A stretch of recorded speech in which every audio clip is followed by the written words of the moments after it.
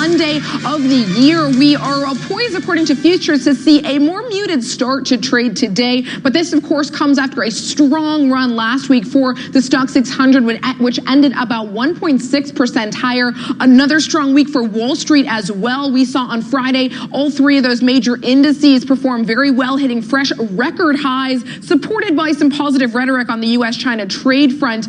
This morning, though, Stock 600 opening about 0.2% lower, despite those fresh comments from President Trump over the weekend suggesting that a trade deal could happen very, very soon, the signing of that phase one agreement. We've, of course, also got to investors digesting what the next 12 months will look like in terms of those Brexit negotiations, the trade agreement between the EU and the UK, and the UK and the US. Now, looking at the different sectors this morning, banks, autos, basic resources opening at the bottom of the main benchmark here. Banks, the worst performer of the bunch, down about 0.6%, but a little bit of a mixed picture within the basket of stocks there. Now, moving right along in the middle of the board this morning, we've got utilities, financials, real estate, oil and gas, little change. So investors presumably pausing for breath, getting ready to exit for their holiday break. Moving along toward the top of the board here, we've got technology, the strongest performer of the bunch. That basket is up about 0.14%. A bit of a mixed picture within that as well. We will take a closer look at the semiconductors in just a moment after the latest on the trade front. But first, let's take a look at the different regions and how the bourses are performing this morning. We've got the FTSE 100 in the UK down about 0.2% at 75.68. Of course, we've seen some pretty interesting action in sterling over the last week or so, giving back some of those strong gains we saw post the election result. Over in France, the CAC 40 opening a touch below the flat line as well. The DAX hovering around flat. And over in Italy, the FTSE MIB down about 0.33%. So after a week handover from Asia, we are seeing some of that negative sentiment filter through to Europe. But let's get you the latest on the U.S.-China front. China has planned to reduce tariffs on more than 850 goods as it looks to boost imports in the coming year. According to the finance ministry, Beijing will lower the rates for goods such as diabetes drugs, avocados, and frozen pork to help address shortages caused by the swine disease. It will also slash duties on some semiconductors to 0 from January 1st. Now, this is as the second largest economy faces slowing growth and trade tensions with the United States. Basic resources, one of the most sensitive to the China growth story, and of course, China-U.S. relations, a little bit of a muted start to trade this morning. So investors taking this latest news in stride. But of course, we are looking at likely thin volumes coming through this week as investors head out for their holiday break. Let's take a look at semiconductors next. You saw there that we are going to see tariffs drop on the 1st of January, and we're seeing a bit of a bounce in the semiconductors in Europe. Dialog Semi, ASML, both up about 0.33%. AMS slightly behind them, up about 0.2%. ST Micro in negative territory, and Dialog Semi also now teetering around the flat line. Now, what did President Donald Trump have to say? Well, he said over the weekend that progress has been made in the so-called phase one trade deal after a phone call with President Xi on Friday.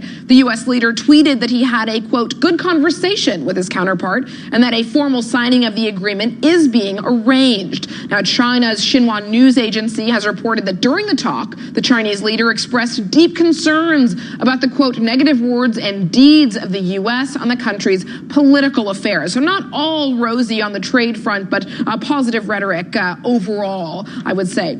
Now, the U.S., in other news, has raised the legal age of buying tobacco products to 21, and what could be a blow for the industry. The bill is part of the $1.4 trillion spending package, which President Trump signed on Friday, averting a government shutdown. Now, looking at the European-based tobacco brands, Imperial Brands down about 0.5 percentage point, and BAT down about 0.4%. Shifting gears to the banking sector, Credit Suisse in focus this morning after it confirmed another case of espionage, saying that it observed former executive board member Peter Gorka. The Swiss bank has blamed the former chief operating officer, Pierre-Olivier Bouillet, saying he had the head of human resources followed in February and then covered it up. But it has cleared the CEO from being involved in a second spying incident. This revelation comes after FINMA, Switzerland's market regulator, launched an independent investigation into multiple allegations of illegal corporate surveillance, including the spying of former wealth management boss Iqbal Khan. The key there, I think, is that TGMTM has had no involvement in this second case of spying, and Credit Suisse shares reacting somewhat mutedly on the back of this news, down about 0.8%. So indeed underperforming the broader market, but overall the losses contained. Now in the airline space, Germany's cabin crew union has threatened to go on strike after talks with Lufthansa broke down on Sunday. A union spokesman said industrial action can be expected, quote, any time from now, although they say there will be no strikes between the 24th and 26th of December. So good news for travelers out there. The weekend's talks focused on pay and pensions. However, Lufthansa also disputes UFO's legal status and alleges its leadership was not properly elected. And shares in the German airline are down about 0.4% this morning. In the chemical space, BASF has agreed to sell its construction chemicals division to private equity firm Lone Star for 3.17 billion euros. The deal is set to close during the second half of 2020. And the trade tensions have taken their toll on BASF, weighing on demand and prompting the German firm to issue a raft of guidance cuts and workforce reductions. And you can see, looking at the chart, this takes us back to pre-2015. It has been a rocky road for the chemicals giant. But this morning, a little bit of good news that they are getting rid of some of those non-core assets. And now Tesco, the UK supermarket giant, has cut ties with a supplier in China. This after a Christmas card surfaced containing a cry for help. The story was first reported on the Sunday Times after a 6-year-old found a message in a Christmas card claiming to be from inmates at a Shanghai prison. In a statement, Tesco said it was, quote, shocked by these allegations and would launch an investigation. And just looking at share price reaction, Tesco shares are down this morning about 0.8% at 250. Karen. Thank you very much, Juliana. Joining us now around the studio is Tapan Datta, Head of Global Asset Allocation at Aon, and staying with us, our guest host, Fahad Kamal, Chief Market Strategist at Kleinwort Hambros. Good morning. Thank you for joining us as well. I want to ask you about the performance so far for markets this year, because we've been sitting around the desk going, oh, gosh, what a great year it's been. This is fantastic. The percentage gains are just extraordinary so far, and even on European markets. And you're a bit bar humbug if you take a look at the 2-year view. Just talk us through why you're I think that's kind of two big caveats to what otherwise does look on the face of it a banner year. One is that if you took 2018 and 19, it looks far less impressive because markets went through quite a difficult time in 2018, and it all depends on your starting point. And if we just look at the price indices of equity markets, you'll see that actually we've only just crossed the levels that we were at pretty much at the start of 2018. So it doesn't look quite so good. The other point to note is just how well bonds have done relative to equities. Now, if this was a kind of normal story of markets turning much more bullish, then bonds wouldn't have done quite so well, would they? And if you look at the charts, you'll see that bonds have almost matched equities for the past year. So it doesn't quite gel, does it? That picture of kind of bullishness and that the markets are on a fantastic run. Can I just test that theory? Because you're referring on the equity markets to the MSCI All Country World Index. Indeed. But if you take, say, the US market, the S&P 500, it's still up 20% in the last 2 years. Yeah, the US has shot the lights out. There's little doubt about the US continuing to outperform. But there again, that's a kind of story that's kind of held for the last several years. So again, I wouldn't read that much into it. The global story is really what matters. And while the US continues to race ahead of other markets, it's important that we look at equities in a global way rather than just the US. The US is a big part of it, no doubt, because it's well over half global market capitalization. But the global story doesn't look quite so good on the equity side if you take that kind of slightly broader picture into account. Where this gets interesting, it's a precursor to whether we can see gains in 2020, which is why we're having this conversation about how 2019 played out. And do you want to weigh in on this and what you think 2020 will look like for investors and in the US market, particularly too, after such strong gains? There's already been reports that modest increase in performance can be expected, but not much more. Yeah, look, that's probably our base case as well, and I echo a lot of the things Diana said here. I mean, we've we've had a banner year for equities, but once again, bonds have done really well also. And, if you look at the long year issues in the US, they've also been up 20% or more this year. So it's an odd market with lots of conflicting signals. Gold is up 15% this year, for example, another very massive defensive asset. So what's going on?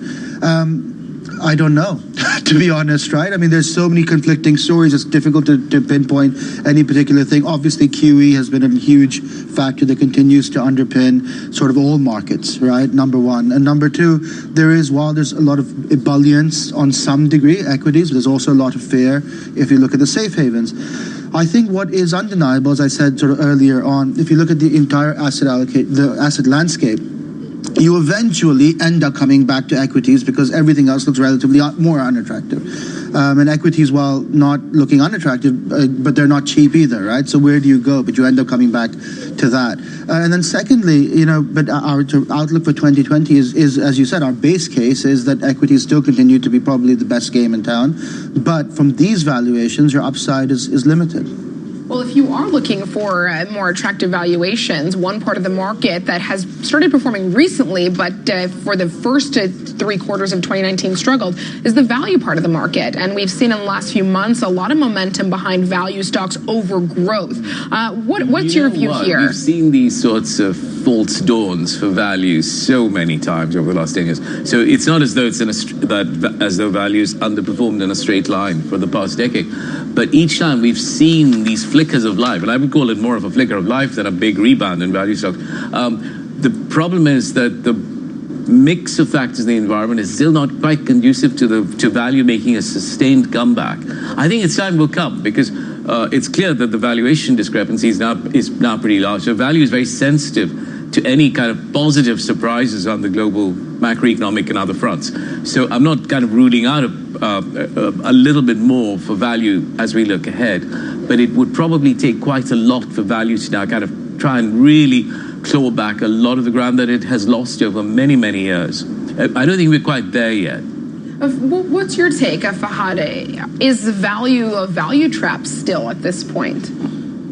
Look, to Taryn's point, I would have said, that it's a great place to be a year ago, 2 years ago, 3 years ago, 4 years ago, because that discrepancy has been there, but it's just kept getting wider and wider. I agree that its time will come. And this could be, but obviously only hindsight can tell whether this will be the right time to enter or not.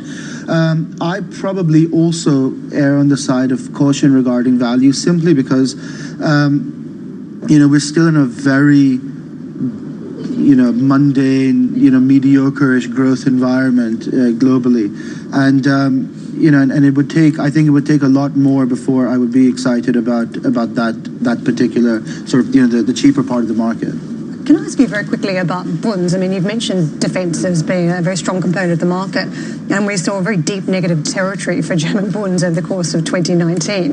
What lies ahead there? Because there's still a lot of catch-up territory to make on the German bond yield. We're still in negative territory, could tip positive. So how cautious would you be on the defences? I think this is a critical question because the markets, of course, are now essentially, if you look at bond market yields and look at the yield curve, in effect, they're discounting that European rates will remain pretty much zero negative levels for many, many years, indefinitely.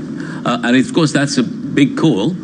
We have to see whether that's borne out. But frankly, given the experience of the last 25 years, you can't blame the bond market for taking that view because the bond market ultimately has been far more correct in its assessment of the interest rate outlook than all the central banks. The central banks didn't want to get here. But the fact is they've been locked into sitting at these ultra-low interest rates for very good reasons, admittedly. But as we look ahead, you have to have some sympathy with the bond market. I would give the bond market the benefit of the doubt in terms of the call they're making. They're saying Europe will not escape its current predicament because it's difficult to do that. So the market's judgment is that Europe is locked into that kind of Japanese environment that we have seen really since the mid-1990s of being locked into very low interest rates and fighting off deflation. Sometimes you get a bit of inflation, sometimes a bit of deflation, but that Europe will not manage to get out of that environment. Now, if that call is wrong, then of course, if you're shorting bonds, you'll make a lot of money. But I'm not convinced that the market's calling that wrong. Karen, actually, really quick, do you think that finally, obviously Japan was the sort of the canary in the coal mine, and now Europe is behind it in a way, getting there. Yes. I mean, do you expect the US and the UK to also eventually fall into that trap? Well, because the underlying fundamentals are not too dissimilar. No, they're not. They're not. I mean, the UK is just a kind of slightly weaker, lower octane version of Europe. So I would put Europe one of the things that Brexit has done is to converge the UK and Europe into that very low interest rate environment. Here's the market actually calling for another cut in bank rate. So what happens in a recession? And this is the issue. If economic conditions worsen, the UK does get locked into that kind of European-Japanese pattern. The US, it is true, is still further away. But, rates are only a little bit above 1%. What happens if the economy weakens? We're back to zero rates, right? So, again, you have to kind of look behind the scenes at what the bond market is discounting and say, does this look unreasonable? Arguably not at this point. Yes, what ammunition does the ECB have at its disposal? Thank you very much, Tapan and Fad. We'll pick up the conversation in just a moment. Coming up on the show, the end of a decade in review. We're going to take a look back at how Europe's indices have fared over the last 10 years.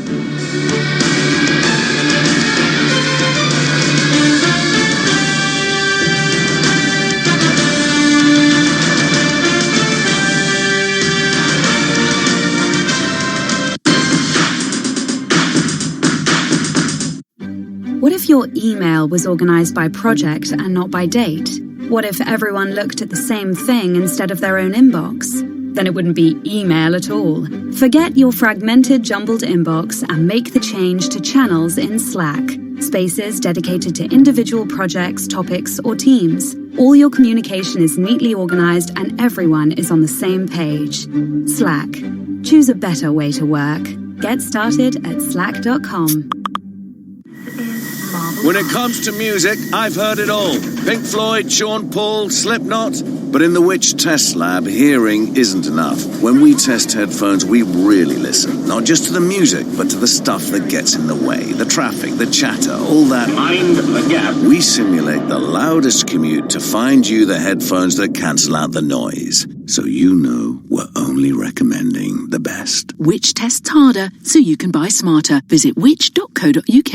At Argos, it's not too late to get them their dream gifts. Shop a wide range of top brands including Lego, Beats and Fitbit. And with Christmas just around the corner, order right up until Christmas Eve to get same-day home delivery. With Argos, you're good to go. Subject to availability, delivery conditions apply. Christmas Eve order by 1 p.m, 90% UK coverage. The S in Audi S-Line stands for many things like sporty, stylish, streamlined, and now seductively priced. Like the new Audi A4 S-Line, which you can now have from £359 per month, £2,154 initial rental. Test drive one at your local Audi centre, but you'll have to be swift. The offer ends soon. Search Audi S-Line. Audi, Vorsprung durch Technik. With 48-month contract hire, 10,000 miles per annum, 18s and over, subject to status, damage charges may apply, no ownership. Ordered by 31st of December 2019 from participating centres. Audi Financial Services, visit audi.co.uk. As we play out the 2010s, TuneIn's looking back at the music trends that defined the decade. Don't believe me, just watch. The 2010s saw the rise of the viral hit when meme-ready tracks like Gangnam Style, Oppan Gangnam Style, The Harlem Shake, What Does the Fox Say? What does the fox say? And of course, Old Town Road snowballed from internet oddities to global phenomenons. I got the horses in the bag. Horse stock is attached. Keep listening to TuneIn for more trends of the 2010s. On the goal line, scores! It takes it home! Hockey fans, the 2019-20 NHL season is here. Here's Pietrangelo, he scores! And you can hear the action live on TuneIn Premium. And a move, and a shot, and he scores! From regular season action to the All-Star Game and through the Stanley Cup in June. Hear the home and away call for every game, for every team live. At home or on the go, never miss a game with the NHL on TuneIn Premium. Upgrade today.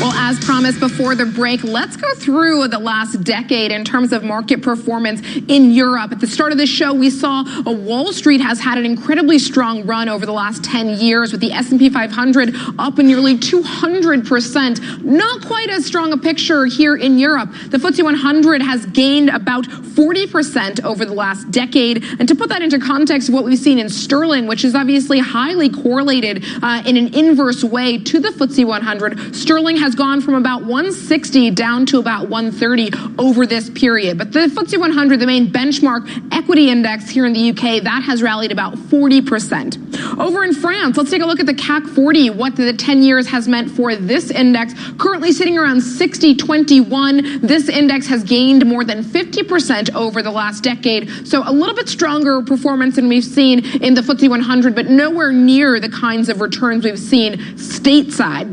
The DAX, though, has come closest among the European majors to matching those gains seen in the U.S. The DAX has rallied to 13,318 over the last 10 years. That marks about 125% worth of gains over the period. So very strong performance, but again, paling in comparison to what we've seen stateside.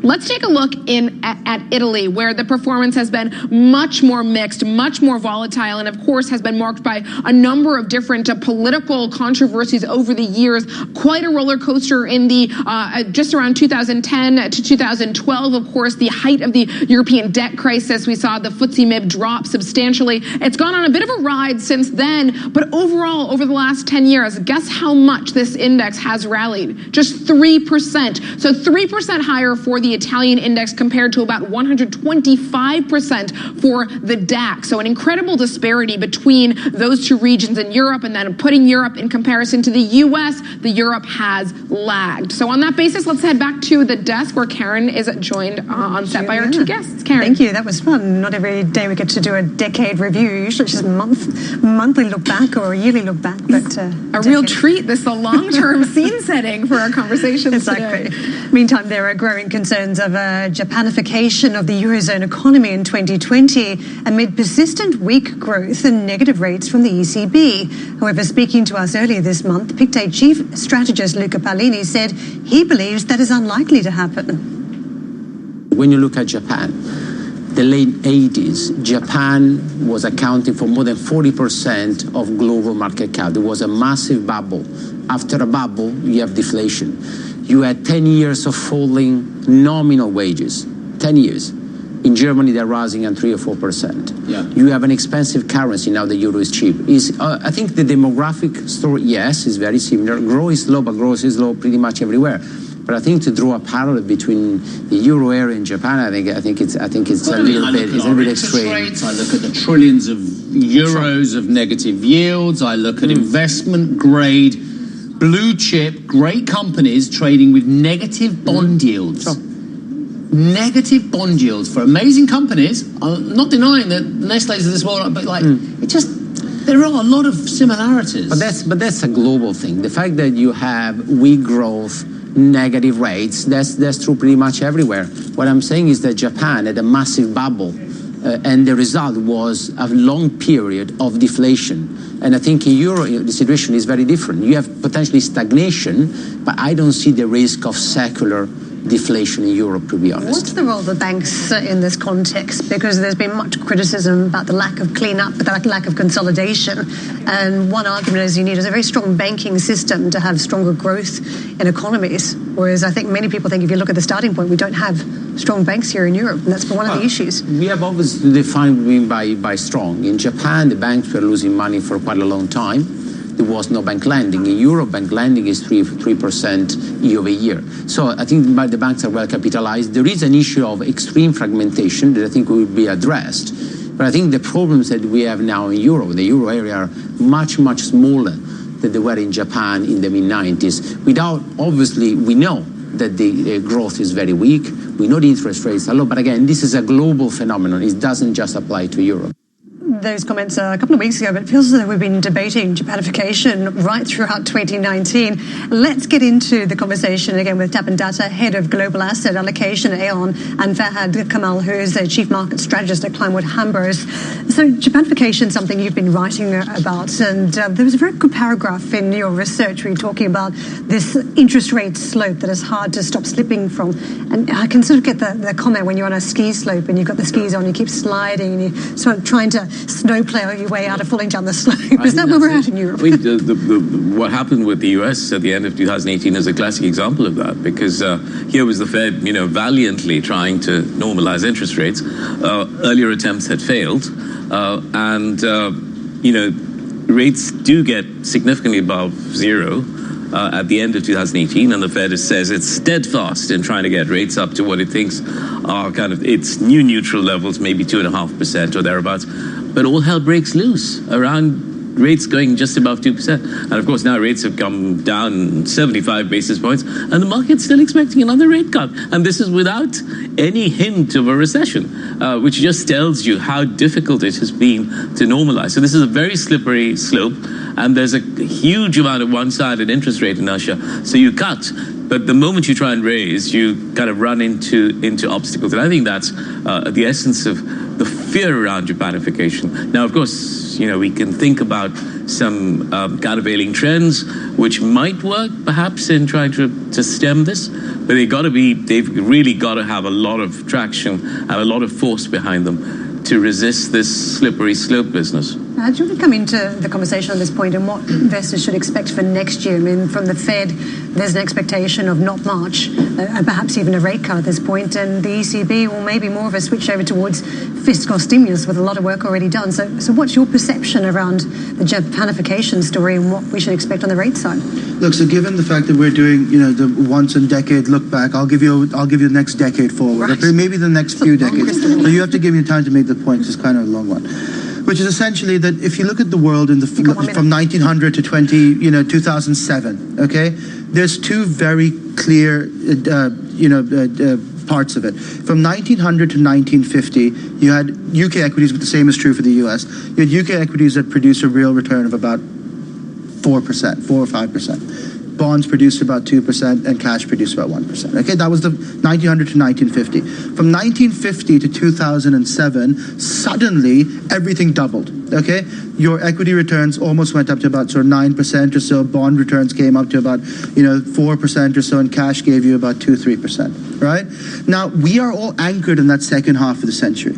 Okay, but arguably the next 40-50 years is going to look like the first part of the century. The reason that second half had such huge returns was because of the massive one-offs that'll never come around again. Obviously, boomers being the biggest sort of demographic factor, but you also had huge, women enter the labor force in a major way, which hadn't been there in the pre-war period. You had, a big sort of China came on stream in the 70s, India came on stream in the 90s. These one-offs are not going to be repeated, and the demographic profile now looks like 1900 to 1950. Right, we've got about 20 seconds left. Do you agree with that, Tapan? That next, I think the demographic factors are important, so I do agree with Farhan on that, and I think that is a factor behind that trend towards lower and lower interest rates and lower yields. Yes. So the millennials and Gen Z are just simply not going to cut it by the sounds of it. So thank you very much for joining us. Tapan Datta, Head of Global Asset Allocation. Dayan and Fahad staying with us, I believe, our guest host.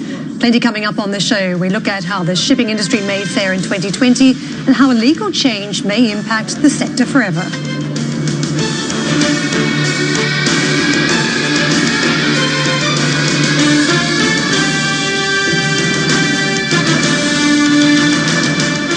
The CNBC app has new features. How's work? If you're not loving your job and you're getting those Sunday blues, now's the time to make a change. With a LinkedIn app, it's now easier to find and land the job meant for you. There are millions of jobs on offer, and the LinkedIn app helps you hear about them first. Research shows applying within the first 10 minutes increases your chances of hearing back by up to 4 times. Stay in the know and grow your career. Download the free LinkedIn app today. Just because you travel doesn't mean you can't keep your routine. The more obstacles travel puts between us and our well-being, the more we strive to sleep well. At Westin Hotels and Resorts, we're focused on empowering your well-being. With our award-winning Heavenly Bed, you can get the restorative sleep you need and meet the challenges of the day head-on. Don't leave your well-being behind. We give you the choice to get up or to rise. Search Westin online to find out more. Westin, let's rise. 'Tis the season to be hunched over your laptop. Not on our watch. In real life, you can feel your senses and your baskets. Feel all the sights, sounds, lols, and OMGs. Wear laughing emojis on actual smiley faces. Battery is running low. Take the kids to Santa's Grotto. In real life, you can find just the right present using the most advanced search engine in the world. Your eyes. We hunt in real life. Brent Cross, London. Free parking for all sleighs and cars. At Wix, we'll create your dream kitchen from design to show-off ready and take care of everything. And now, get up to 50% off showroom kitchen units. Book your free design appointment today. Cure your house embarrassment with Wix. Selected ranges excluded. See wix.co.uk. I used to be a bit of a rubbish sleeper. I'd toss and turn all night, and somehow I could never find the comfy bit of the mattress. It was a proper nightmare. That's what brought me here, testing mattresses in the Which Test Lab. We use a custom-made barrel rolling machine to simulate a decade's worth of use. And the mattresses that perform best are the only ones we recommend for your bedroom. Which tests harder so you can buy smarter. Visit which.co.uk. Welcome back to Squawk Box. China will cut import tariffs on a range of products from January 1st, while both President Trump and Xi Jinping say the Phase 1 trade deal will be signed soon. But tensions between the U.S., Germany, and Russia run high.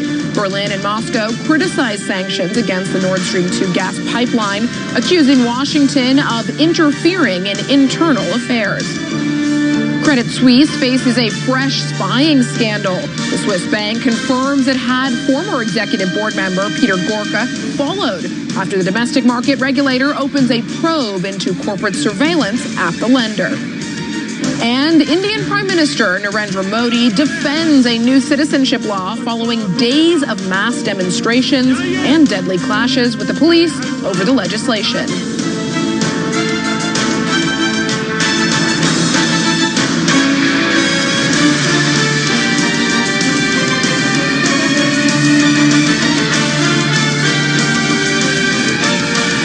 In Europe have now been open for about a half an hour, and we've got a fairly weak start coming together. The main benchmark, the Stoxx 600, is trading down just over 0.1%. This, of course, comes after a strong close to trading last week, where the Stoxx 600 gained about 0.8%. So just paring back those gains slightly. For the week, the main benchmark ended about 1.6% higher, and that came alongside some strong gains for Wall Street as well. Fresh record highs hit on Friday, supported by some positive rhetoric on the U.S.-China trade front. And then, of course, still investors digesting the impact of the Brexit uncertainty that was lifted in large part by Boris Johnson's victory in the general election the week previous. So this morning, the final week of trade for the decade, the Stoxx 600 off to a fairly muted start. But let's get a little bit more color on what's behind that step back at the open, taking a look at sectors. A fairly split board this morning, but no major movers in either direction. Down at the bottom, it's slight negative tilts. We've got banks underperforming, down about 0.8%. Utilities, telecoms, and insurance also on the performing on the downside. Basic resources and autos round out the bottom performers. So a bit of a mixed picture, a mix between defensives and the cyclical parts of the market. No clear trend coming through. And then at the top, we've got technology, healthcare. Those are among the best performing sectors. And this is a picture of the individual stocks making the biggest move. Atlantia down about 3.8%. We'll give you a little bit more color on what's going on there in just a moment. Old Mutual down 2.3%. Natixis and Commerce Bank, the worst performing single stocks of the day. Bayer, on the flip side, one of the best performers this morning, up about 3.4%. That's a picture for the single stocks. Karen, we'll hand it over to you. Juliana, thank you. China plans to reduce tariffs on more than 850 goods as it looks to impose imports in the coming year. According to the Finance Ministry, Beijing will lower the rates for for goods such as diabetes drugs, avocados and frozen pork to help address shortages caused by the swine disease. It will also slash duties on some semiconductors to zero from the 1st of January. This is the second largest economy faces slowing growth and trade tensions with the United States. President Donald Trump says progress has been made in the so-called Phase 1 trade deal after a phone call with President Xi on Friday. The US leader tweeted that he had a, quote, good conversation with his counterpart and that a formal signing of the agreement is being arranged. China's Xinhua news agency has reported that during the talks, the Chinese leader expressed deep concerns about the, quote, negative words and deeds of the US on the country's political affairs. President Trump struck a positive note about trade talk advances in an address to young conservatives over the weekend.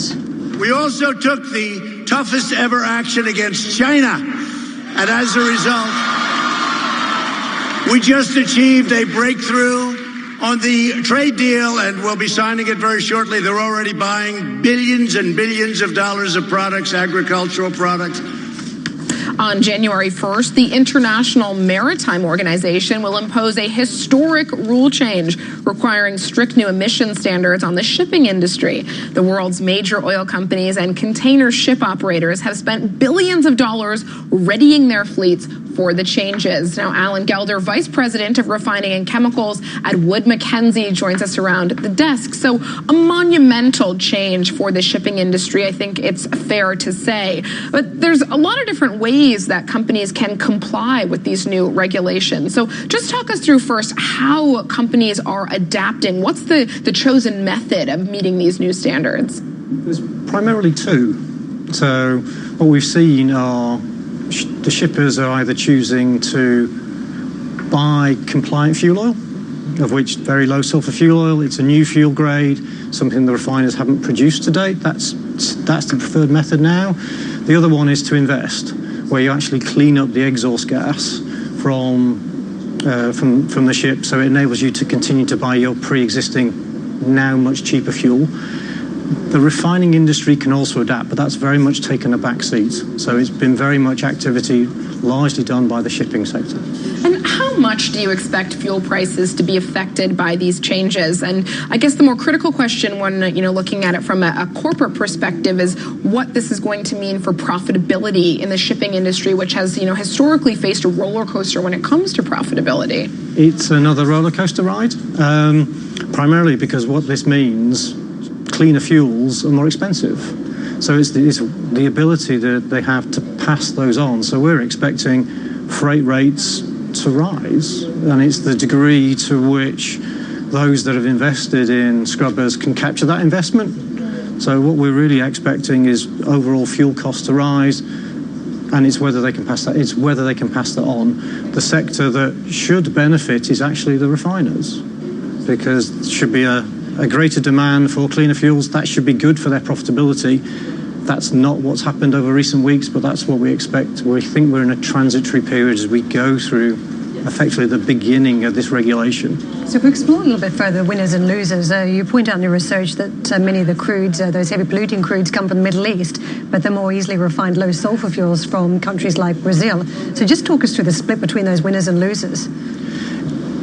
Yeah, well, it depends upon the quality of the crude that's produced. The crude, if you process it, you often produce, most of them from the Middle East produce a heavy, high sulfur fuel oil.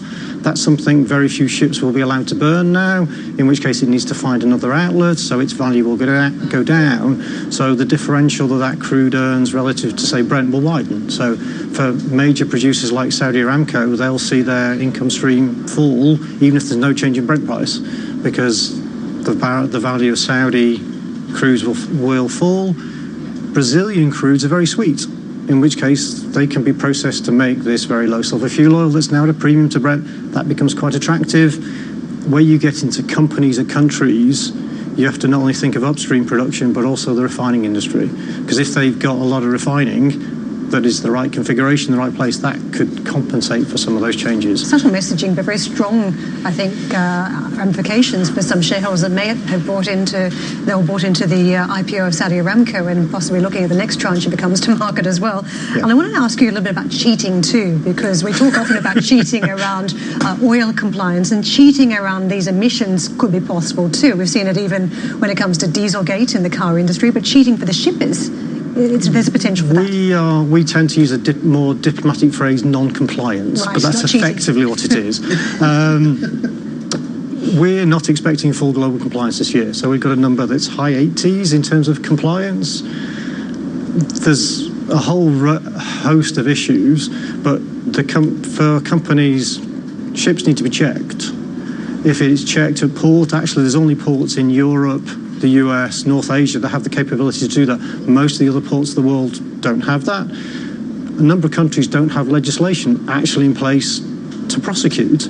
So South Africa's legislation isn't in place, won't be there for many months. Same with Jamaica. Russia has declared for its territorial waters they're not going to enforce it at all. So we really need to see how that plays out. Those shippers that are cheating could be economically very attractive, but not capture, not declare. I want to get you into the conversation because it has been an interesting ride for investors in the shipping industry since the financial crisis. Many of the shippers came out with those huge football-sized ships that they put onto the high seas, thinking that demand would be pretty strong and then they could maximize economies of scale. And then we had a bit of a demand hit in recent years. Now there's another big challenge, and this is around environmental concerns. Is the sector investable at this point? You called it interesting, right? It's been pretty catastrophic. Yes, exactly. So that's the less diplomatic word, I guess, for what's happened. But yeah, look, the jury's out. As we were talking about earlier, they are cheap, right? And if you look historically at in any sector that remains viable, if you buy it when it's cheap, that tends to be a great future recipe for good returns. Now, how viable is the sector? Things keep changing. Obviously, in the beginning part of the decade, we had a huge demand that never materialized. That hit it. More recently, it's environmental concerns. I don't know. I would say that basically, if we continue to see global economic growth, even weak, 2% or so, in the developed markets carry on, and these shipping companies will manage to do all right, and possibly at these valuations are attractive. I've been wrong on that before, to be very honest. But that's a thesis that appears logical. Just on the final point, though, that an additional factor though is with shipping is potentially, and this is a theme and a distant one, but potentially a huge area where they can increase their margins are by using open ledger technology, Bitcoin type infrastructure to really lower their costs. I mean, if you think about the number of people it takes to, ship a container from Karachi to Felixstowe or something, it's in the hundreds of people. And, if you have a full open source, open ledger system, suddenly that comes down to 10, 12, 15, 20 people. The potential there for margin expansion is high. But will this materialize? I'm not sure. It's a theme that is potentially can be played, particularly at these cheap valuations. Alan, I want to come back to the first question I asked you, and I framed it like this is a monumental change coming through that the shipping industry is facing. But is that really the way to think about this? Is this the new IMO regulations? Is this actually going to be the answer? Are these regulations going to achieve their goal of reducing dirty fuel usage? Or to Karen's point about the risk of non-compliance, is this not actually the answer? Are we going to need new, different regulation down the road? There are new regulations coming. The IMO's requirement is to reduce the emissions to air, which it does through these open loop scrubbers. The issue, because the obligation's not on the refiner to remove the sulfur, it's not necessarily environmentally a good thing, because all they're doing is diverting an emission to the air into an emission to the sea. Now, the argument is the sea is full of sulfates, so it's not a big deal, but it's relying on the solution to pollution is through dilution, which doesn't kind of feel right. So you can kind of say in 5-10 years something probably else will come, and then the IMO's big agenda now is decarbonisation, and that's a 2040, 2050 aspiration. But actually many ships, if you start to buy ships now, you're in that horizon, and there's huge uncertainty as to what I want to ask you about zero carbon vessels, because clearly that would be the end game where you don't have pollutants on high seas. And one of the different issues being floated is how you get to that end point. Is it going to be hydrogen or ammonia used as fuel, which would be a monumental change to everything we've just spoken about, from the heavy crudes to the light sweet crudes. So how do you think we get there? Is it just going to be a series of levies? As so far there's a $2 charge on every tonne of fuel consumed by ships that's been proposed. But how do we get to that end game of zero net emissions? It's very, very unclear, because the technology really isn't there at a scale is not there that can be deployed at scale. So there's lots of potential different routes, but ship owners will need some certainty. They're very conservative. They need some certainty and clarity. Hydrogen's potential, ammonia's potential, but how can those be supplied renewably? Can they supply at scale? Can they be put at the ports? There's lots and lots of things that need to be solved. It's very, very unclear. The other ways of talking about are potentially things that capture the wind and sailing. One of the things the industry is keen on to do now is to limit speed. So if you limit the speed to under 10, 12 knots, then ships become 20 to 30% more efficient. The industry is really keen on that, because actually it effectively takes capacity away, because it takes longer to do every journey. So profitability would go up. But whether that comes about, the IMO is very slow on doing these things, on the nature of a UN body.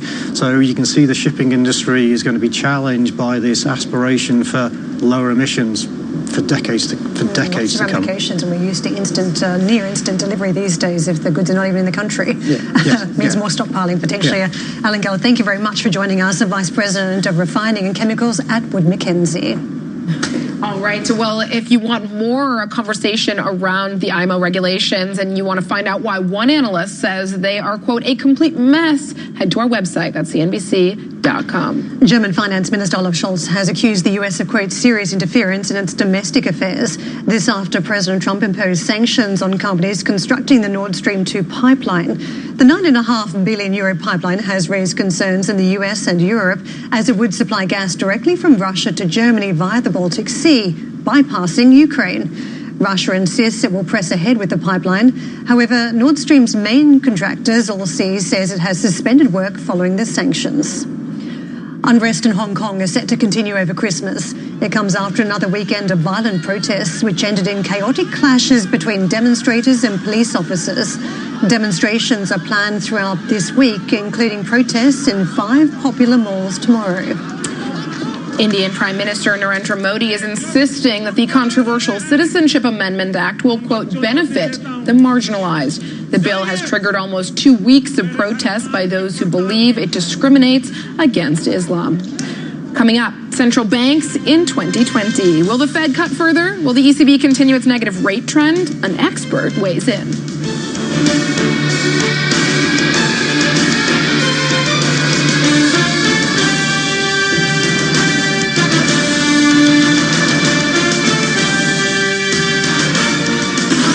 Greedy whenever you want. Ah, Christmas. A time for celebrating, unwrapping and unwinding. Capture every moment with an epic iPhone 6S with a 12-megapixel camera. Now only $12.99 a month from Tesco Mobile, saving you £72. It's just one of the ways we're celebrating 100 years of great value. Go in store or search Tesco Mobile. Tesco Mobile. Every little helps. Saving £2 per month over 36 months was £14.99. 36-month credit and rolling monthly usage agreements required. Subject to status. Terms apply. See tescomobile.com/terms. You know it's out there somewhere, but you just keep missing out.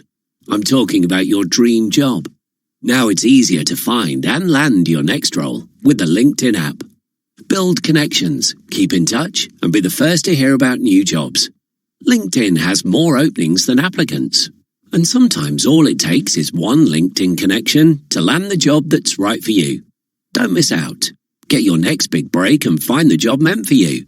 Download the free LinkedIn app today. The Honda Jazz, the car that feels fabulously small on the outside, yet deceptively big on the inside, with its incredible storage solutions and magic folding seats. Not to mention the suite of advanced safety features. And now with the small but big Jazz event, it's available with 0% APR representative and 5 years complimentary servicing until January 31st. Visit your local dealer to find out more. Honda Honda dealers are credit brokers, not lenders. Finance provided by Honda Finance Europe, authorized and regulated by the Financial Conduct Authority. Terms and conditions apply. At Wix, we'll create your dream kitchen from design to show-off ready and take care of everything. And now, get up to 50% off showroom kitchen units. Book your free design appointment today.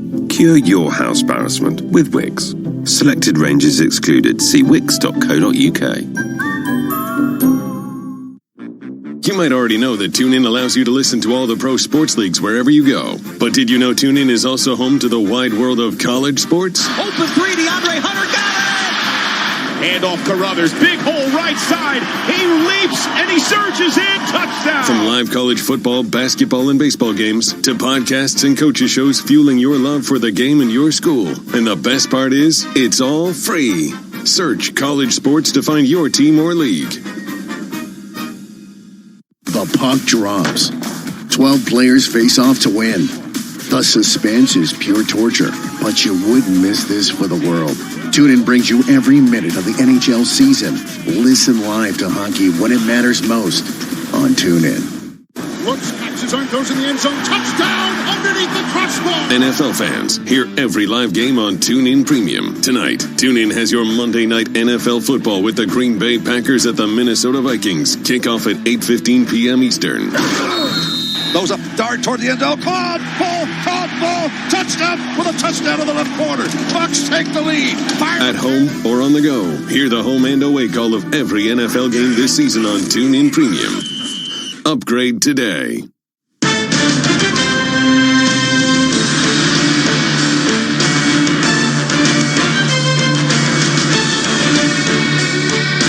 You're watching Squawk Box.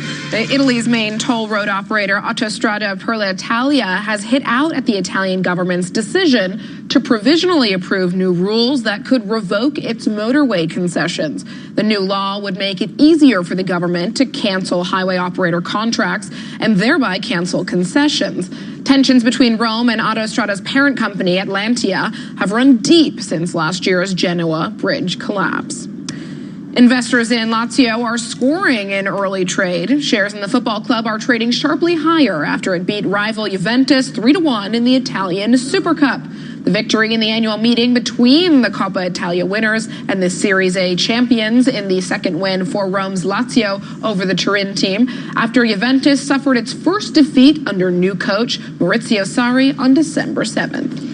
Monetary easing came to the fore in 2019, with the Fed cutting 3 times while the ECB went further into negative rates. Jean Boivin, the head of BlackRock's Investment Institute, argues easy conditions should help maintain a modest uptick in global growth next year. We see two big change going into 2020 compared to 2019. 2019 was driven in large part by a big pivot by central banks that have provided an ability for equities to benefit from multiple expansions. We don't see that coming in 2020. Instead, we think we already see in the system financial conditions that are very easy and will start to materialize into a slight edge up in growth in 2020. And then that's going to be the support for our pro-risk stance, moderately pro-risk stance in 2020. And in that context, we see cyclicals part of the market as being more favorable, like Japan and EM equities. So just draw some links, because we had a headline payrolls report on Friday, much stronger than the market had anticipated, which would suggest that there may not be as much room for the Fed to cut or to be as active in 2020, yet the market still went up. If suddenly we have the investor community saying we're not going to get as much from the Fed and stocks go down, how does that lead the way for global stocks to move higher if the US market could be reversing? So we see the payroll report as very much in line with the view we're setting for 2020. It's about policy pause, so we don't expect anything coming from central bank in the Fed or in the ECB mainly. So it's going to be all about growth, and the growth is happening. So the very strong report is in line with now seeing signs of the manufacturing now starting to revert back. We're seeing wages starting to pick up as well. So that's exactly, I think, in line with the story where it's not about policy anymore. It's really about a pickup in growth. It's a late cycle pickup in growth, so it's not like we're expecting things to explode or by any stretch of the imagination. But it's slowly going back to trend, and that in our mind, is enough to provide some support to risk assets, especially in cyclicals. Japan, EM, we've seen quality factors as being underperforming. We see that as being in a better place in 2020. And we think also that emerging market debt is a place where we want to take risk in 2020, even though policy is on pause, it's in the context of easy policy, and that's going to be constructive. ECB President Christine Lagarde will change the central bank's inflation target, a cornerstone of its mandate, according to a poll by the Financial Times. The bank's new executive is planning a dramatic strategic review in January, which could include altering the institution's approach to its inflation target for the first time in 16 years. The last overhaul in 2003 only went as far as narrowing its guidance to an objective of maintaining it at, quote, below but close to 2%. This could be a big one for markets. We start changing the criteria that goes into inflation, not just in Europe, but also in the United States. But when it comes to Europe, there was a discussion around whether housing prices should be included in the inflation target. What do you think? Well, the European inflation picture, whether you include housing or not, is pretty bleak, right? So Reflective of... No, it doesn't matter. You might have a sort of, slight uptake, but then, the growth even in that sector is pretty low and will be weak. So it doesn't really make a difference. What is true undeniably is that you've got a very poor demographic profile. You've got still a pretty weak banking system compared to the US. You've still got far too little spending and too much spare capacity for there to be much inflation pressure. That's not going to change in 2020, and therefore that's why the ECB has once again its most recent pivot back towards full-on unadulterated QE. The one thing that may change this year, though, in Europe and possibly in other parts of the world as well, in the developed world, is that finally you might get fiscal spending as well. The Germans have obviously been massively reluctant to do it, but even they must realize and recognize that unless they don't spark growth from somewhere, and they've got the ability to do it. I mean, it's not that they can't do it, or they've obviously been running surpluses forever, and they've got the cash and the ability to do it. So they've got to take a punt right now before Japanification becomes the paradigm. And what about structural reforms? I mean, the conversation is firmly, between monetary and fiscal policy, it seems. But just over the weekend, we saw more on the reform front from France, with President Macron making a concession there, but obviously facing huge resistance. Yet the need for structural reforms remains very strong in Europe. Yeah, you were putting up charts of the decade, returns, and you see the European markets are obviously big laggards compared to the U.S., and that is almost reflected in the fact that the U.S. has much more vibrant labor markets, much less, regulatory headwinds on everything, et cetera, and companies, they're still find to be the most innovative, well-capitalized market where capital is channeled to the right places, and therefore that's reflective. There's a reason why all the big tech companies happen to be based in Silicon Valley and not Silicon Roundabout, for example. So that is that's absolutely the case going forward. Fahad Kamal, thank you very much for joining us as our guest host and for wearing a festive tie. Are they reindeers on the tie? Yes, I've actually got green socks on. Not that anybody can see that, but yeah. That was Merry truly Christmas festive. to all of our Merry Christmas and Happy New Year. Thank you so much for joining us today, and we'll see you soon. We'll be right back for Street Signs. Stay tuned, Juliana, and I'll be around for another hour on the show. Hi, I'm Joan London with A Place for Mom. Over the years, we've helped... How's work? If you're not loving your job and you're getting those Sunday blues, now's the time to make a change. With a LinkedIn app, it's now easier to find and land the job meant for you. There are millions of jobs on offer, and the LinkedIn app helps you hear about them first. Research shows applying within the first 10 minutes increases your chances of hearing back by up to 4 times. Stay in the know and grow your career. Download the free LinkedIn app today. Ho, ho, ho. Who's made a list this year? I want a new phone, one with amazing cameras, ultra-wide lens, of course, live focus video. Well, it has to be 5G ready to stream all my films. Can it come with something awesome to listen to them through? Darling, I think he was talking to the kids. Get everything you want and more. Purchase a Samsung 5G ready device and claim a pair of silver wireless Galaxy Buds at no extra cost. Shop our 5G handsets in store or online at your local O2 store or o2.co.uk. 18 plus. Offer excludes Galaxy Fold 5G. Purchased by the 25th of the 12th 19. Claim from Samsung within 30 days. T's and C's apply. 19p? What will that get you at Christmas? 5 minutes at a panto, a very unpopular Secret Santa.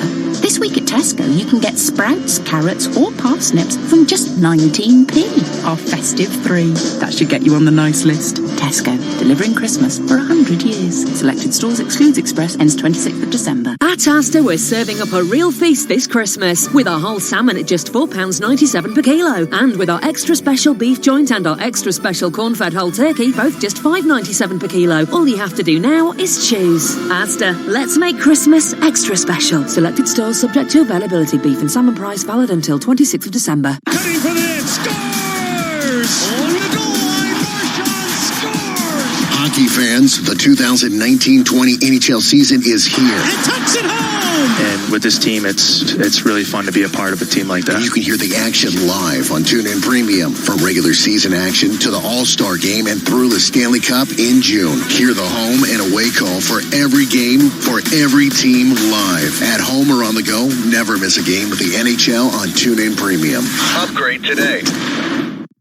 Forget the cheese basket and socks this holiday season and get the ones you love and even the ones you just kind of like. A subscription at TuneIn Premium. With TuneIn Premium, you'll be giving them the gift they can enjoy all year long. Featuring live NFL, NBA, NHL, and MLB games, commercial-free news, and nonstop music. TuneIn Premium brings the best of audio to you. This year, we're making Santa's job a whole lot easier. So, forget the stocking. Stuff their phone with TuneIn Premium. Search Premium to start your free trial. Hi, I'm Tom Haberstroh, host of the Haberstroh podcast. I'm partnering with TuneIn to answer a few questions and get you prepped for NBA Christmas Day. All right, the NBA game I'm most looking forward to is, it's got to be Lakers-Clippers. A clash of West Titans, LeBron and AD, Kawhi and Paul George. LA versus LA. Both teams will be rested and at home, so no load management talk. This is going to be a great one. Search The Haberstroh to listen to new episodes every Friday throughout the NBA season on TuneIn.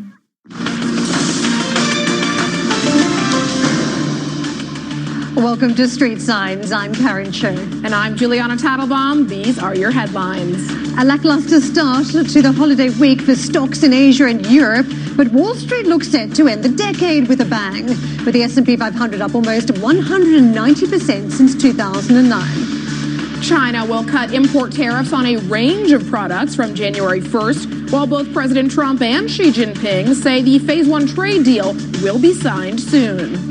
The tensions between the US, Germany and Russia run high. Berlin and Moscow criticize sanctions against the Nord Stream 2 gas pipeline, accusing Washington of interfering in internal affairs. Credit Suisse faces a fresh spying scandal. The Swiss bank confirms it had former executive board member Peter Gorka followed after the domestic market regulator opens a probe into corporate surveillance at the lender.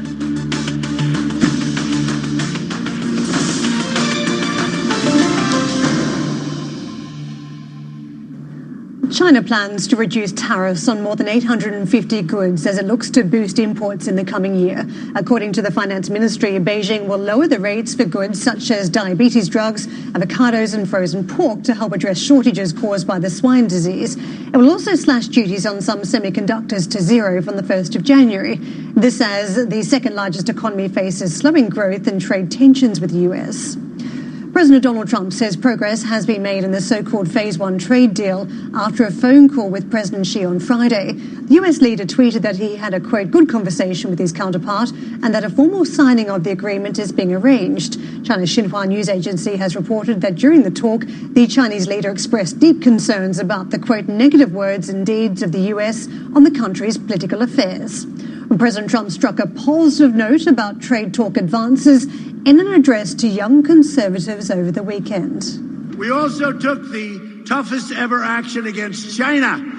And as a result, we just achieved a breakthrough on the trade deal, and we'll be signing it very shortly. They're already buying billions and billions of dollars of products, agricultural products. The Pentagon is urging local companies to open up their 5G technology development in order to help the U.S. compete with Huawei, according to Financial Times. The paper spoke with the head of research and development at the Defense Department, and she would like to make the technology open source in order to more quickly create an American alternative.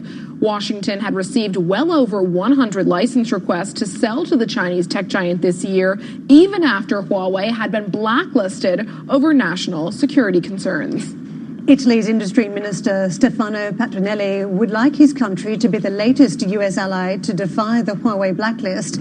The member of the ruling Five Star Movement has told local newspaper La Stampa that the tech giant should be allowed to roll out in 5G, or should be allowed to roll in 5G, as national security guarantees have already been made. His comments came after a parliamentary committee in Rome attempted to pass legislation to block the company.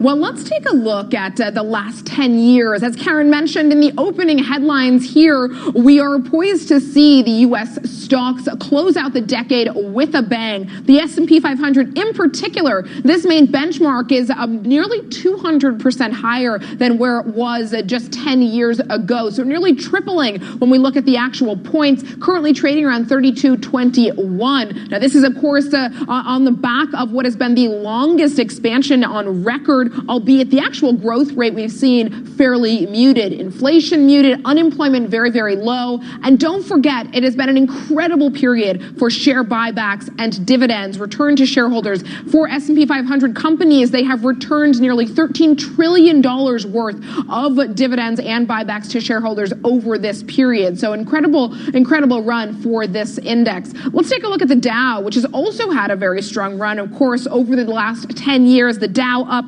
about 170% over this 10-year block to 28,455. Now, the NASDAQ, the tech-heavy index, has also been a major beneficiary of the bull market, currently trading just under the 9,000 level. That marks about 290% rise from 10 years ago. So massive run for the tech-heavy index as well. And the question now, of course, how much longer can this bull run continue? It's been an incredibly strong close to the year, in stark contrast to where we ended 2018. But as we were discussing earlier on Squawk Box, depends where you look at the gains. If we look at a 2-year period, not quite as strong as if you look at the last 1 year. Karen. We've got another guest who's not as optimistic either. Daniel Morris, Senior Investment Strategist at BNP Paribas Asset Management, around the set with us. Daniel, I was just reading through some of your comments, and you think that there's some scope for further disappointment. You're not also that positive on the gains we've seen on markets. Yeah, well, it's nice to have a bit of a Santa Claus rally going into the end of the year. And in general, things have gone better over the last month than people had feared, certainly, primarily around recession risks. We got the PMIs, which showed recovery, so all that's quite good.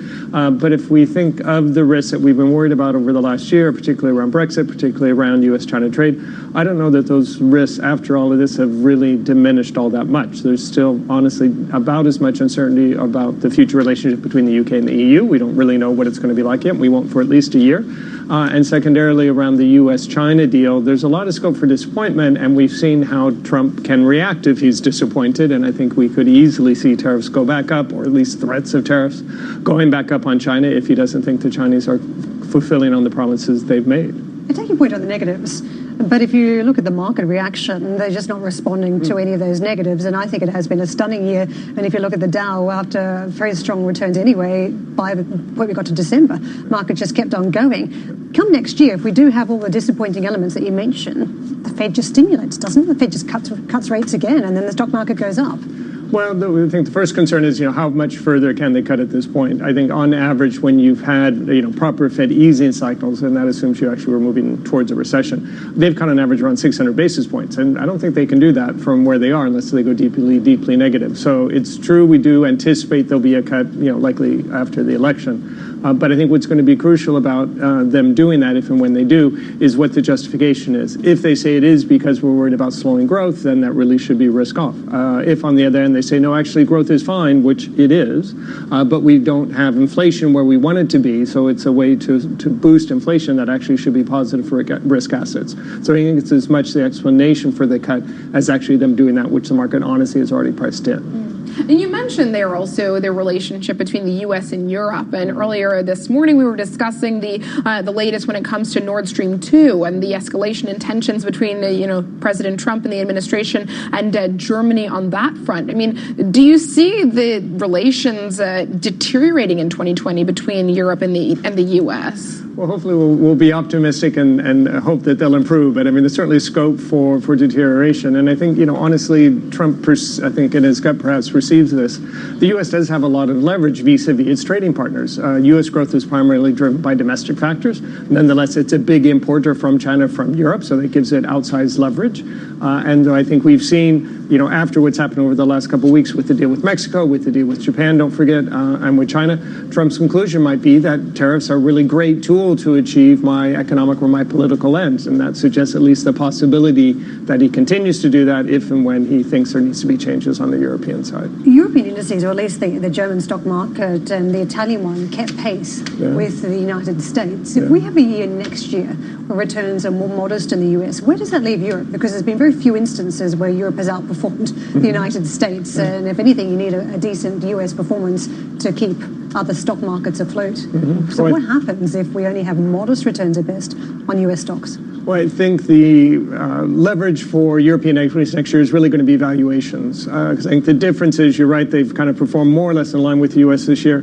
However, multiples for the S&P are much higher than they are for Europe. European valuations, by and large, are about average.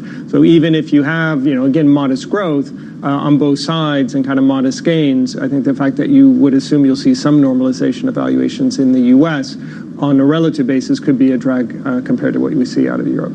But I think on that point, part of the reason that the U.S. has remained such an attractive investment region is because of the share buybacks and dividends we've seen. And looking at the last decade, the S&P 500 has seen companies return, I think, nearly $13 trillion worth of to shareholders. So is that going to continue into 2020? Are we going to see, that continue to pull in investors, that return to shareholders? I think we would expect it to continue. I think the question is really how important is it? If you at least look today at what forecasts are for earnings growth next year in the U.S., it's around 10%. That's EPS growth. If you look at net income growth, it's about 8%. So you only have about a 2% gap due to share buyback. So it is a factor, and that matters much more when growth is near zero, as it has been this year for earnings. But if we get anywhere near those high single digits for EPS growth, the buybacks help, but I don't think it's going to be the key driver.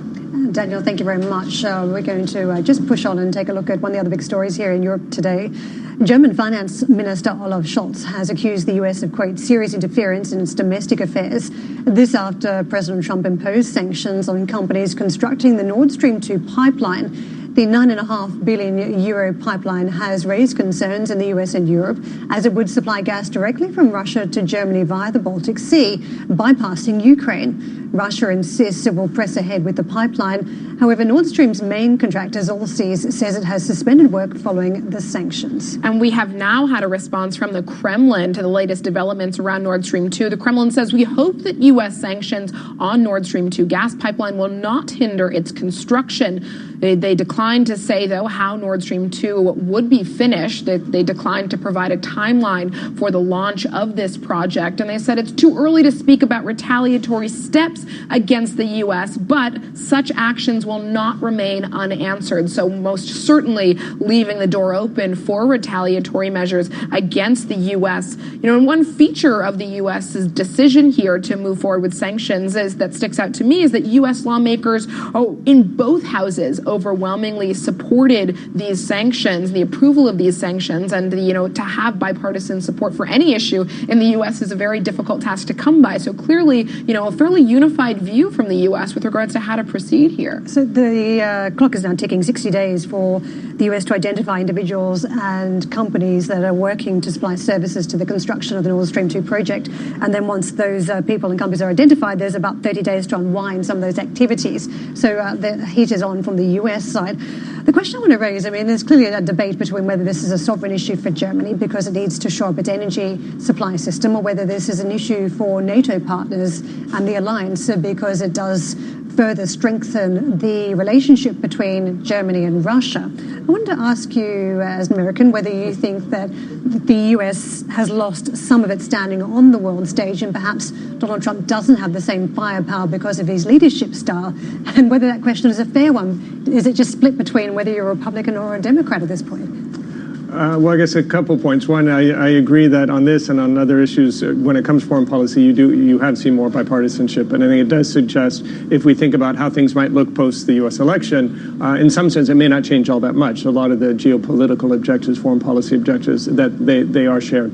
I think that said, you could see a difference in tactics and arguably more effective tactics. And this gets to your point, I think. Imagine a Democratic candidate that then would ally, say, with European or Japanese allies to put pressure on China, or ally with other allies to put pressure on Russia or Europe, something that Trump at times seems to have difficulty doing. So I think what you would see perhaps is not a change in the objectives, but more effective means to achieve those ends. So I think an assumption that depending on how the elections go at the end of the year, that somehow uncertainty is going to diminish radically, not necessarily, because I think things are going to be on the same path. Extrapolating out, relying on back channels of communication, diplomacy, rather than Twitter. Well, I think it's certainly maybe more traditional means than we've seen under Trump, but also just the ability not necessarily to upset your allies to the degree that Trump seems to be quite good at doing. And I think in that case, certainly more willing to try to achieve the same objectives that the U.S. has if they are aligned between the two parties. Now, this Nord Stream 2 pipeline hasn't just been controversial when it comes to the U.S. versus Europe, but within Europe, there's obviously been huge division among, the view toward this, and even within Germany, a number of climate activists getting involved. If it just broadened this out and look at Europe in 2020 and the leadership there, how divided or cohesive do you imagine that the EU nations will be in 2020? Now that Brexit is, somewhat behind us, but we're now looking at, a period of uncertainty when it comes to those trade negotiations, and Germany, the historical political leader of Europe to a large degree, facing a huge amount of internal struggle of its own. Exactly. I guess I wouldn't anticipate things changing all that much, because there are certainly different exposures, different strengths and weaknesses depending on the country, and particularly with Germany, the two key issues that it faces, one on the energy side with the Energiewende, the turn that Merkel has launched to reduce the dependence on nuclear and coal and move towards renewables, or at least less polluting energy sources. That's all something that certainly to be encouraged, but the challenge for Germany currently has been that means that energy prices for corporations in Germany are about twice the level that they are in the U.S., and clearly that's going to be a factor in terms of their competitiveness. So that's their geopolitical interest behind this agreement with Russia. I think secondarily, if you look at the weakness that you've had in European exports over the last year, at least out of the Eurozone, primarily out of Germany, it's not been because of the trade war. It's primarily been because of less demand out of the UK and, of course, the weaker currency. So Germany's exposure to the UK via the trade channel is much different than it is, say, for France. So I think those underlying factors aren't going to go away, and I think that suggests there's going to continue to be tension between the major players. I want to use this conversation to also switch to impeachment, because as we talk about Ukraine, which would be bypassed in a Baltic Sea underwater pipeline that effectively would go from Russia to Germany, you've got to ask about where that leaves Ukraine, which of course has been one of the issues central to the impeachment process in the United States. So you can see there are some links there. Whether the average voter in the United States will work out those links is another factor. What do you make of the impeachment process, the ability for that to have some impact on investors at some point in 2020, because it hasn't in 2019? Yeah, certainly if you look at how the polls have responded so far, it doesn't seem to have been a big driver either way in terms of more or less popularity for the president. I think if we want to anticipate, though, what the implications are for the stock market and particularly for the economy, even though, of course, we get quite focused intensely on the presidential election, it really is going to be what happens in Congress. Because if you really want to change the direction of the stock market or the economy, you either need to change taxes and or spending. And that can only really be done in the Congress. And we've had a divided Congress over the last 2 years. By the way, that was a situation you had for the last 6 years of the Obama presidency, and very little legislation was passed. So if we continue with either a Democratic or Republican president, but a divided Congress, that suggests honestly that there isn't going to be that much change in the trajectory. It'll be driven much more by what the Fed does. But if in contrast, either the Democrats get control of the Senate or Republicans regain control of the House, then you would see more significant moves. That's a wonderful watch, Daniel. Thank you very much for that. We are going to squeeze in a quick break. Coming up on the show, protests continue in Hong Kong as demonstrators vow to carry on even into the holiday. Plus, a controversial law has sparked mass demonstrations in India. What they're demanding, we'll get into that next.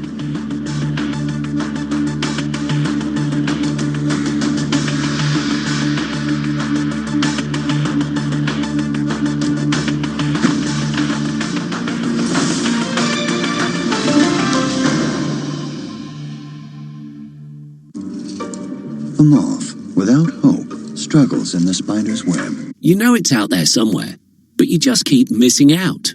I'm talking about your dream job. Now it's easier to find and land your next role with the LinkedIn app. Build connections, keep in touch, and be the first to hear about new jobs. LinkedIn has more openings than applicants. And sometimes all it takes is one LinkedIn connection to land the job that's right for you. Don't miss out. Get your next big break and find the job meant for you. Download the free LinkedIn app today. Hello, I'm Jo Brand. When I see people homeless over Christmas, I find it really upsetting. Whether they're sleeping in doorways, on buses, or in hostels, it just shouldn't be happening. But it doesn't have to be like this. This Christmas, crisis centres across Britain are providing warmth and safety, plus long-term support to find people a job and a home. Please reserve a place for someone at Crisis this Christmas for just £28.87. Go to crisis.org.uk now. Thank you. Be honest. How much attention are you really paying to this advert? 25%? Maybe 30% if you're sitting in traffic and the kids have stopped arguing? What about 0%? Well, now's the time to give 0% attention. Because for a limited time only, the entire Mini range is available with 0% APR. All you need to decide is which Mini is perfect for you. Good to know we've now got 100% of your attention. Search 0% Mini to find out more. Who's in? Minimum 25% deposit on 24-month select agreements for new models registered by 31st of December 2019 at participating retailers, subject to availability. Excludes Mini Electric. UK residents aged 18+. Guarantees may be required. Mileage and other conditions apply if you return the vehicle. T's and C's apply. Mini UK, a trading name of BMW UK Limited, is a credit broker, not a lender. The puck drops. 12 players face off to win. The suspense is pure torture, but you wouldn't miss this for the world. TuneIn brings you every minute of the NHL season. Listen live to hockey when it matters most on TuneIn. This is not a commercial. This is a reminder. With TuneIn Premium, you could be listening to more music commercial-free. Get over 45 commercial-free music stations. Visit TuneIn.com/premium to upgrade. We can't make traffic move faster during rush hour. But we can help you catch up on the news with TuneIn. With live around-the-clock news from MSNBC. In the UK, they're significantly worse. When the president gets up to the podium... CNBC and Fox News Talk. The Fox News poll sizing up the race for 2020 found that each of the 5 top Democrats... You can use your stop and go for good by staying in touch with the world. Search news to hear what's happening now.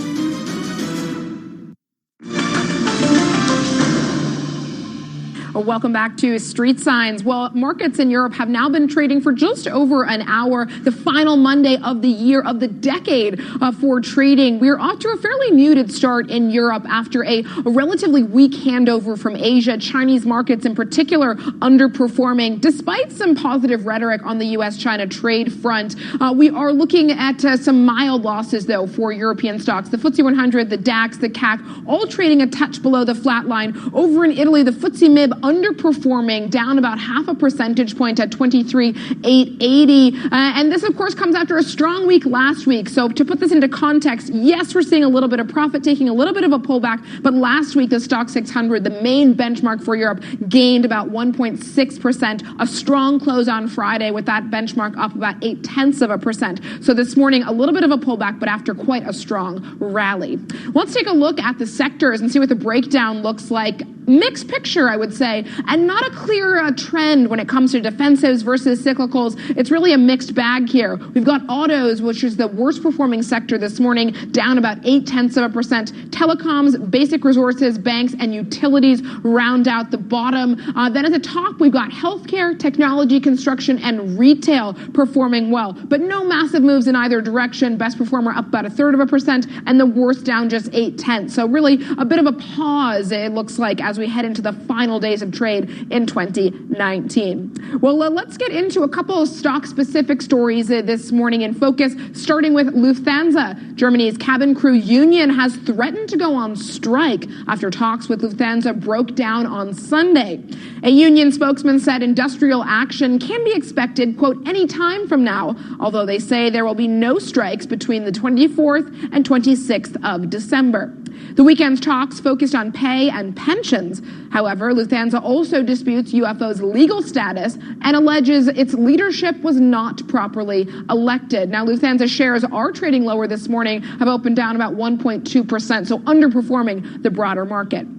Now shifting gears to Italy. Italy's main toll road operator, Autostrada per l'Italia, has hit out at the Italian government's decision to provisionally approve new rules that could revoke its motorway concessions. The new law would make it easier for the government to cancel highway operator contracts and thereby cancel concessions. Tensions between Rome and Autostrada's parent company, Atlantia, have run deep since last year's Genoa bridge collapse. And you can see here Atlantia shares reacting, I would say, fairly negatively to this news, down about 4%. And as you saw there in the opening walls, looking at the different regions, Italy underperforming broader Europe this morning, the FTSE MIB underperforming the other major regions.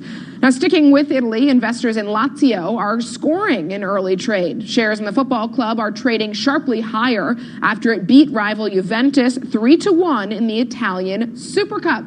The victory in the annual meeting between the Coppa Italia winners and the Serie A champions is the second win for Rome's Lazio over the Turin team after Juventus suffered its first defeat under new coach Maurizio Sarri on December 7th. And quite a strong reaction, and Lazio shares up 5.4%, Juventus down about 1.6%. Karen. The Bank of Italy says it is, quote, ready to account for its action on Popolare di Bari. The statement from Governor Ignazio Visco follows the news that the former chairman of the embattled lender is being investigated over corruption claims. According to Reuters, the probe centers around Marco Giacobini's relationship with the central bank supervisor amid accusations of corrupting a public official. In early December, the Italian government approved a €900 million package to bail out the ailing lender. Credit Suisse has confirmed another case of espionage, saying that it observed former executive board member Peter Gorke. The Swiss bank has blamed the former chief operating officer Pierre-Olivier Bouvet, saying he had the head of human resources followed in February and then covered it up. But it has cleared its CEO from being involved in a second spying incident. This revelation comes after FINMA, Switzerland's market regulator, launched an independent investigation into multiple allegations of illegal corporate surveillance, including the spying of former wealth management boss Iqbal Khan. Shares in Credit Suisse have not reacted significantly. Daniel Morris, I bet you didn't see that one at the start of 2019. Let's talk more broadly about the banking sector and the fortunes for 2019. I mean, everybody's so bearish about the growth prospects in Europe, the ability of the ECB to do more. Where does it leave the valuations and how you see the bank's performance in 2019? Well, if you look at a sector level for multiples, for many of them, they're above average, certainly in the ones that have high dividends. So say utilities, real estate are trading at quite high multiples, again, because investors have been looking for income wherever they can, particularly in Europe when you don't get so much from boons. In contrast, if you look at multiples for a financial sector, they're more below average. And again, it comes down to what is a low interest rate environment and the expectations that that's going to stay the same. So on one hand, you could say perhaps they're, well, certainly below average in terms of valuations. Question then is whether they're cheap, or does that reflect what's likely to be a more challenging profit outlook? What jumps out to me has been the stunning wave of restructuring and cost-cutting that's been unveiled by some of the major banks in Europe this year. Does that lead to the end game of better performance, at least next year, or is it just a stopgap measure that the numbers are not looking great, you've got to cut costs? It doesn't mean there's any growth materialising at any point down the track, so we're not going to be in any better shape come 2020. Yeah, I think it does reflect a realization that low rates are here to stay. And I think the other factor, not only in that we have, the ECB restarting QE, when at one point we were talking about quantitative tightening and balance sheet runoff, and that seems like a bit of a distant memory. So, kind of QE for longer, low rates for longer. And then the other thing that I think is also coming in into CEOs' calculations about the future outlook is that inflation does continue to be quite weak. It's hard to see that accelerating. So nominal yields are also going to remain low. That suggests as well policy rates are going to remain low. I think the one change that could would have a big impact on the sector, though, is if we see other central banks moving towards zero as opposed to negative rates, as we've seen in Sweden. That could change the outlook, but I think it is more of an experiment now to see how the country will react to the move from negative to zero. There's people arguing that's actually a stimulative policy as opposed to a restrictive one, but we'll have to see how the economy reacts. Looking back at the last decade, one pair of statistics that stood out to me was the disparity between performance in the DAX and the FTSE MIB. The DAX up about 125% over the last 10 years versus the FTSE MIB up just 3%. So massive divergence there. What do you think? Is there an opportunity to play, between Germany and Italy here? We don't currently have an allocation between the two. I guess where we have had one, though, is actually between Germany and France, and partly because, again, the German outperformance had been because of the export sector, whereas France actually seemed more protected. That's why we actually were overweight France because of its reliance more on domestic demand, which seemed quite positive. So that particular trade had worked quite well last year. If we think about the outlook for Italy, I think it does come back to kind of long-running concerns that you've had about the country, and I think there may be, unfortunately, a bit of deja vu in 2020 versus 2019. I think Brexit certainly hasn't gone away as a theme. Trade certainly has not gone away as a theme. And also Italian political risk is not likely to have gone away as a theme if we do have elections. So I think it suggests whatever might have been a drag on Italy in the past may well continue to be a factor next year. All right. Thank you very much for joining us this morning. Daniel Morris, Senior Investment Strategist at BNP Paribas Asset Management.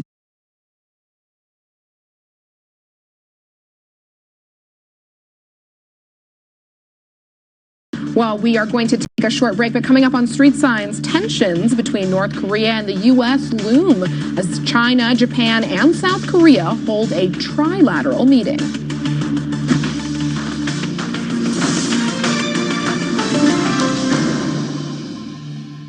One of the products I helped develop at 3M was a more secure diaper closure. There were babies involved. I used to be a bit of a rubbish sleeper. I'd toss and turn all night. And somehow I could never find the comfy bit of the mattress. It was a proper nightmare. That's what brought me here. Testing mattresses in the Which Test Lab. We use a custom-made barrel rolling machine to simulate a decade's worth of use. And the mattresses that perform best are the only ones we recommend for your bedroom. Which tests harder so you can buy smarter. Visit which.co.uk. Ho, ho, ho. Who's made a list this year? I want a new phone, one with amazing cameras, ultra-wide lens, of course, live focus video. Well, it has to be 5G ready to stream all my films. Can it come with something awesome to listen to them through? Darling, I think he was talking to the kids. Get everything you want and more. Purchase a Samsung 5G ready device and claim a pair of silver wireless Galaxy Buds at no extra cost. Shop our 5G handsets in store or online at your local O2 store or o2.co.uk. 18 plus. Offer excludes Galaxy Fold 5G. Purchased by the 25th of the 12/19. Claim from Samsung within 30 days. T's and C's apply. Be honest. How much attention are you really paying to this advert? 25%? Maybe 30% if you're sitting in traffic and the kids have stopped arguing? What about 0%? Well, now's the time to give 0% attention. Because for a limited time only, the entire Mini range is available with 0% APR. All you need to decide is which Mini is perfect for you. Good to know we've now got 100% of your attention. Search 0% Mini to find out more. Who's in? Minimum 25% deposit on 24-month select agreements for new models registered by 31st of December 2019 at participating retailers, subject to availability.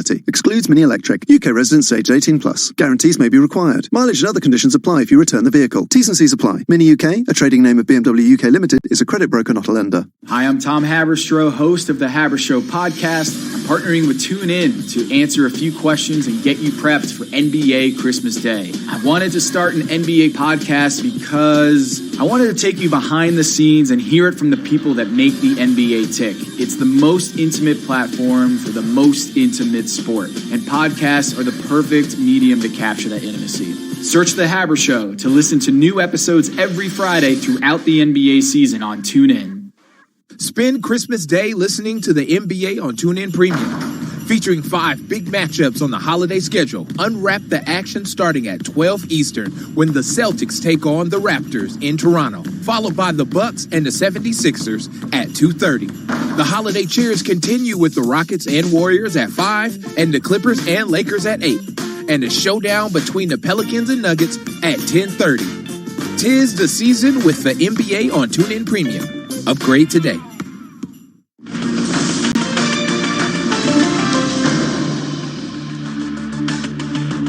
Welcome back to Street Signs. I'm Juliana Tattlebaum. And I'm Karen Cho. These are your headlines.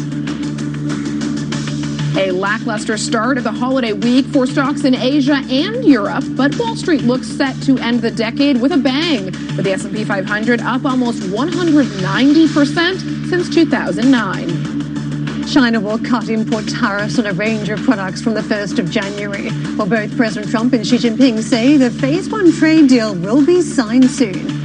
But tensions between the U.S., Germany, and Russia run high. Berlin and Moscow criticize sanctions against the Nord Stream 2 gas pipeline, accusing Washington of interfering in internal affairs. Credit Suisse faces a fresh spying scandal. The Swiss bank confirms it had former executive board member Peter Korker followed after the domestic market regulator opens a probe into corporate surveillance at the lender.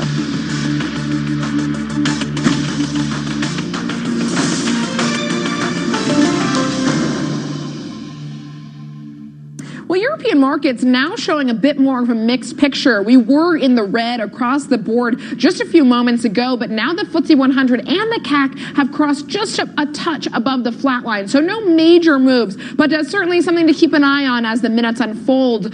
Clearly, it looks like the downward momentum that started at the beginning of the session has reversed a little bit. The DAX essentially flat on the day. The FTSE MIB over in Italy, the worst performing major index in Europe this morning, down about 0.5%. And as you saw before the break, Atlantia shares underperforming there, down about 4% at the open.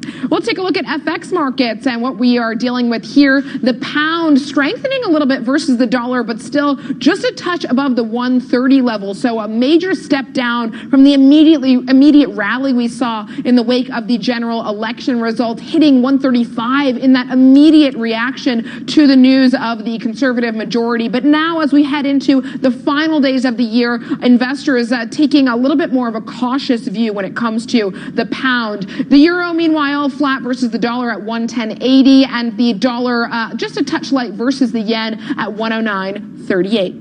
Let's take a look at U.S. futures. Last week, a very strong week for Wall Street. We saw all three major indices close in positive territory on Friday, hitting fresh record closes. The S&P 500 saw every sector gain, led by energy. And now this morning, it looks as though we're in for another positive day on Wall Street, according to the S&P, Dow, and NASDAQ futures, albeit the magnitude of the gains fairly contained in the final trading week of the year. Karen. Thanks, Juliana. Unrest in Hong Kong is set to continue over Christmas. It comes after another weekend of violent protests, which ended in chaotic clashes between demonstrators and police officers. Demonstrations are planned throughout this week, including protests in 5 popular malls tomorrow. And we've also got some protests that we're keeping an eye on in India. Prime Minister Narendra Modi is insisting that the controversial Citizenship Amendment Act will, quote, benefit the marginalized. The bill has triggered almost 2 weeks of protests by those who believe it discriminates against Islam. Now, Parikshit Luthra is a reporter from CNBC TV 18 and joins us now from New Delhi with more.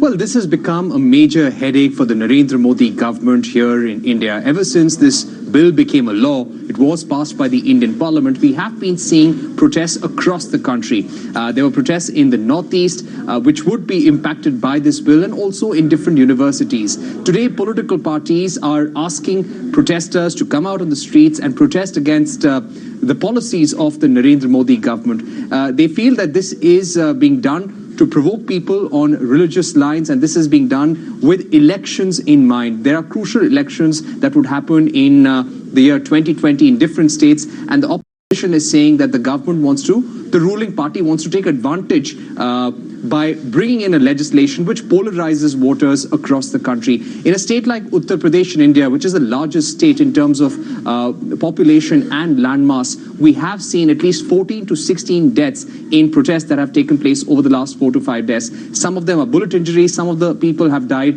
in stampedes as well. Today, the main opposition party in the country, the Congress, has asked people to come out on streets. We've seen protests in Chennai, in Bengaluru as well. The Prime Minister is trying to dispel misconceptions about this bill, saying there is nothing religious about it. It is only being done to fight terrorism, infiltration, and illegal migrants. There is a larger worry among opposition leaders and civil society that there would be an attempt to carry out this exercise throughout the country through a national register of citizens. The Prime Minister today has said that there is no thought about it, there has been no discussion, but the fact that this has been in the party's manifesto for the last 5 years has been a cause for concern. In the days to come, we would see the Prime Minister and his cabinet trying to address concerns of people across the society. Even today, we're seeing newspaper advertisements with FAQs about this bill, trying to dispel misconceptions. So a lot of firefighting the government would have to do in the days to come. Back to you. Thank you very much for the update there. In other news, France's Emmanuel Macron has offered to give up his special presidential pension as a gesture to protesters rallying against his pension reforms. A spokesperson for the Élysée told French media the proposed reforms will also apply to Macron, adding that the president was being, quote, consistent and providing an example. Macron wants to replace France's numerous pension schemes with a points-based system, while raising the retirement age from 62 to 64. The UK is on course to leave the European Union on the 31st of January. Prime Minister Boris Johnson's Brexit deal passed a parliamentary vote on Friday by a majority of 124. Johnson's focus will now shift to reaching a trade agreement with the EU by the end of 2020, when the UK's transition period expires. The Prime Minister's bill also stops MPs from extending the transition period, regardless of whether the two sides strike a deal or not. Fresh off of his election victory, Prime Minister Boris Johnson has received an invitation to visit the White House in 2020. That's according to the Sunday Times. Johnson and President Trump have discussed the prospect of signing a bilateral trade agreement since the UK vote. Total global IPO activity fell by 20% this year due to trade tensions and political uncertainty in major financial markets. That's according to a report from law firm Baker McKenzie. The company added that 2019 did see some of the biggest listings ever, despite concerns over a downturn. Nick O'Donnell, partner at Baker McKenzie, joins us now. Nick, quite fun pulling together some of these statistics, because if you looked at the IPO market, it was a mix of everything. Big companies coming to markets, some smaller companies, stunning performance, stunning underperformance, some going to domestic markets, some going over further short or big capital markets. So just what jumps out to you about 2019 on this IPO market? Well, you're right. It's not a nuanced, it is a nuanced story. It's not a clear story one way or the other. It certainly wasn't a vintage year. As you said, IPOs globally about 20% down to about 1,250 during the year. I think what jumped out was some of the negative sentiment that came out out of the big consumer IPOs that either were pulled, like WeWork, or where the post-market trading performance was disappointing. I'm thinking of Uber, Lyft, Peloton. But on a global basis, I think you can pick out some of the, as you said, it's different in each major market. So the US remained busy, and if you were an IPO investor in a number of companies like Beyond Meat, you would have done very well. In Asia, you see China had 180 domestic IPOs, incredible for one country. Within Europe, obviously, the UK, a little bit slow, probably a bit better than was expected, frankly, this time last year. And in the Middle East, fairly busy, and of course dominated by the Aramco IPO at the end of the year. There are a few different variables now to talk about for 2020, because typically we talk about whether the window is open or shut for some of these IPOs. Sort of depends on the economic climate, what the stock market is doing, where the conditions are somewhat certain. But after the WeWork discussion, where we saw that pulled and valuation became a fairly huge issue, geopolitical tensions now, whether you want to be listed domestically rather than internationally because you don't want to be wrapped up in some sort of trade dispute, also be seen to be supporting one government over another. What does it mean for next year, whether some of these companies decide to actually go for that window or not? Well, I think, again, you have to look on each market, each of the major markets separately. So I think in the US, it will stay busy. I think a little bit of the froth of the valuations coming down. There's been too much of a focus on growth at the expense of profitability. In the European space, there has always been more of that focus on profitability. We are forecasting reasonable growth in the second half of next year. It will be a muted start to the year, I'm sure. And anecdotally, talking to investment banks in the city, they're starting to modestly hire in anticipation of a return to some growth in the second half of next year. Well, let's dive in a little bit more detail into what we've seen in the UK market. Only 27 UK-based companies went ahead with their IPO plans in 2019, so quite a step down from the year previous, about 56% in value terms and over 60% in volume terms. Mm-hmm. So, what did companies do instead? Have they totally changed their plans? If, they had been planning to come to market and aborted those entirely, have they delayed? Have they gone other routes, down the M&A path, for example, or down the PE path? I'm trying to, get a picture of what we might expect for 2020 and beyond from these UK companies that perhaps didn't come to market because of all this Brexit uncertainty in 2019. Yeah, so, all the things you mentioned are all true. Certainly, we saw a number of companies, you mentioned Brexit, which is the obvious factor, and certainly that did create a bit of a bottleneck, and we will see, we are expecting to see at least a number of the companies who delayed their IPOs to come back to the market in 2020. The pipeline 2 or 3 months ago, bankers were very excited about the strength of the pipeline. It's softened a little bit, so we hear, but it's still a reasonable pipeline. At the same time, you have that very long-term trend of de-equitization, and there is still a lot of money out there for private M&A. Private money using debt rather than equity has a lot of structural advantages in terms of tax and some of the regulation. So a number of those companies, certainly the ones owned by private equity, went the M&A route rather than IPO. And another feature that sticks out to me when you look through the stats of 2019 in the IPO market is the fact that Hong Kong, despite all the unrest and the months of protests, maintained its leading position as the #1 destination for cross-border IPOs. And that's even, excluding the Alibaba listing that came through in November. How long can that persist? How long can Hong Kong maintain that position if things continue the way they have? Well, the Hong Kong Exchange has, made a very deliberate effort to, win work a little bit from London, but primarily from New York. And the regulatory reforms they have put through in terms of attracting tech listings really have had a big impact. And so I think, they are still well positioned going into the next year. At the same time, the Shanghai Exchange and their new star market is becoming a real competitor for NASDAQ, at least for Asia-Pac tech companies. So I think, obviously with the political background in Hong Kong at the moment, it presents its challenges, but there still are deals coming and there still will be deals next year. Should we talk about the loser in that mix? EMEA saw a 71% drop in cross-border IPO activity in contrast to talking about the NASDAQ and with the Hong Kong Exchange. Why do you think Europe continues to lose out on the IPO market? Well, the effect of Brexit was interesting in the sense that in many ways, actually, from an IPO perspective, it shouldn't have had the impact it did have. But that... Was it just Brexit or was it the environment? Was it the slow growth, the lack of movement towards positive territory on interest rates? That as well. I think the changing business sentiment in Germany had an underrated impact. Angela Merkel now has been Chancellor since 2005, and her stint is going to be coming to an end quite soon. Against the backdrop of a slowing German economy, I think that has depressed some of the animal spirits in Western Europe.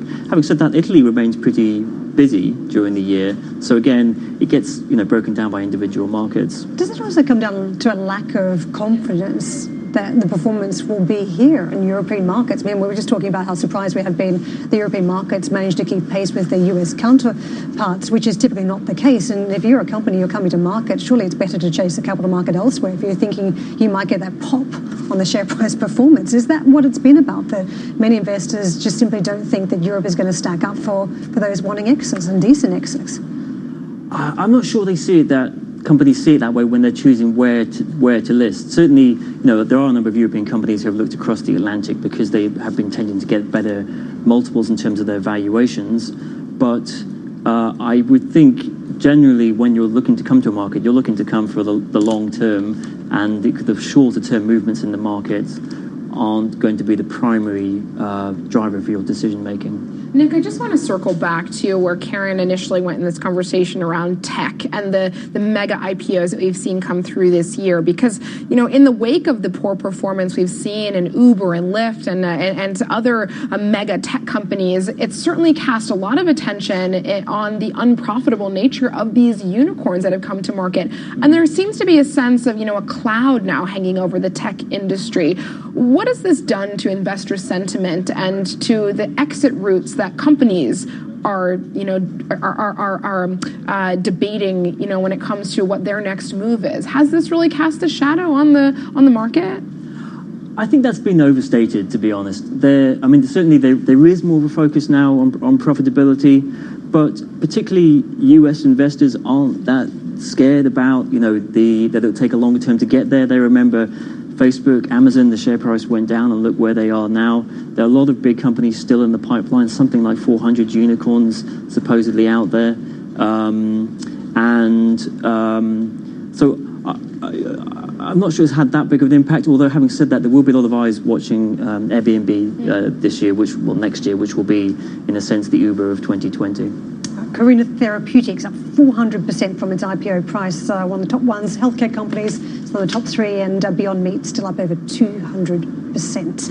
If you're watching out for the best IPOs of 2019. Nick, thank you very much for joining us. Nick O'Donnell, partner Baker McKenzie, with his report on IPOs. We do have some interesting comments crossing the wires now for those who've been following the developments around the journalist who was killed, Jamal Khashoggi, and these comments now coming through from the Saudis.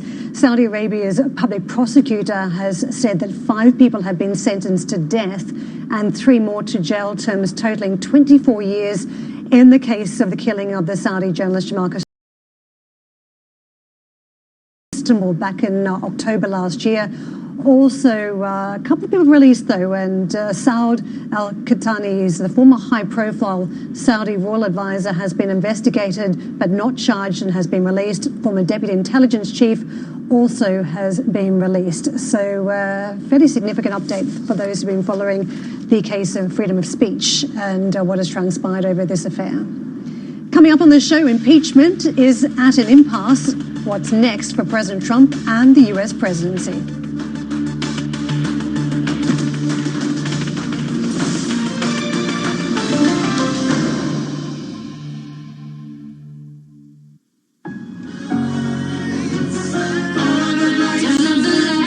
Do you have a favorite true crime podcast this year? Here's a few of ours. On the latest season of Uncover, journalist Michelle Shepard investigates the unsolved case of a missing Toronto teen that has haunted her for 20 years. Toronto police are continuing a desperate search for a missing... And on Haunting Warhead, host Damon Fairless exposes the darkest, most shocking corners of the internet and the criminals who lurk in the shadows. How do you take down a criminal network hidden in the shadows? Search True Crime on TuneIn to discover these and more life thrillers. This is not a commercial. This is a reminder. With TuneIn Premium, you could be listening to more music commercial-free. Get over 45 commercial-free music stations. Visit TuneIn.com/premium to upgrade. Pascal gobbles up the rebound and slams it down. Catch your favorite NBA team right here on TuneIn. A step back, deep three is up and in. Search NBA on TuneIn and hear all the action. The NBA lives on TuneIn. With 2020 on the horizon, TuneIn continues looking back at the stories that shaped the 2010s. In 2011, Osama bin Laden is captured and killed by U.S. Special Forces after a decade-long manhunt. In 2016, Donald Trump is elected the 45th president of the United States after securing 304 electoral votes over Hillary Clinton's 227. And in 2018, a UN report stating the world has 12 years to prevent irreversible climate change. Search news on TuneIn to be listening when the next decade's big headlines break. Hey, NFL fan, can't watch the game? Can't be there? No biggie.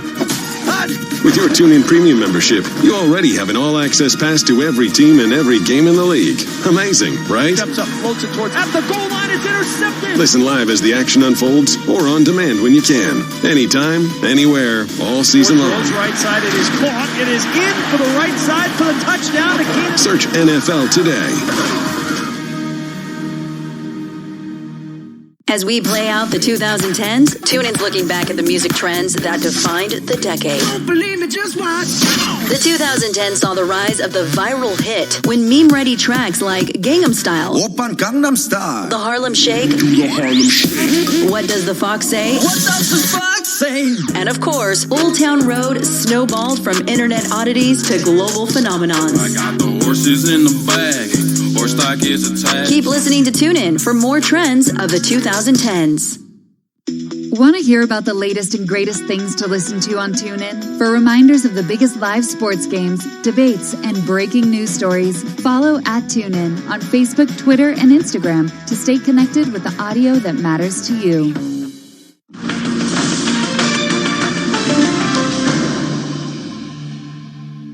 President Trump heads into the holidays in a state of limbo over his trial.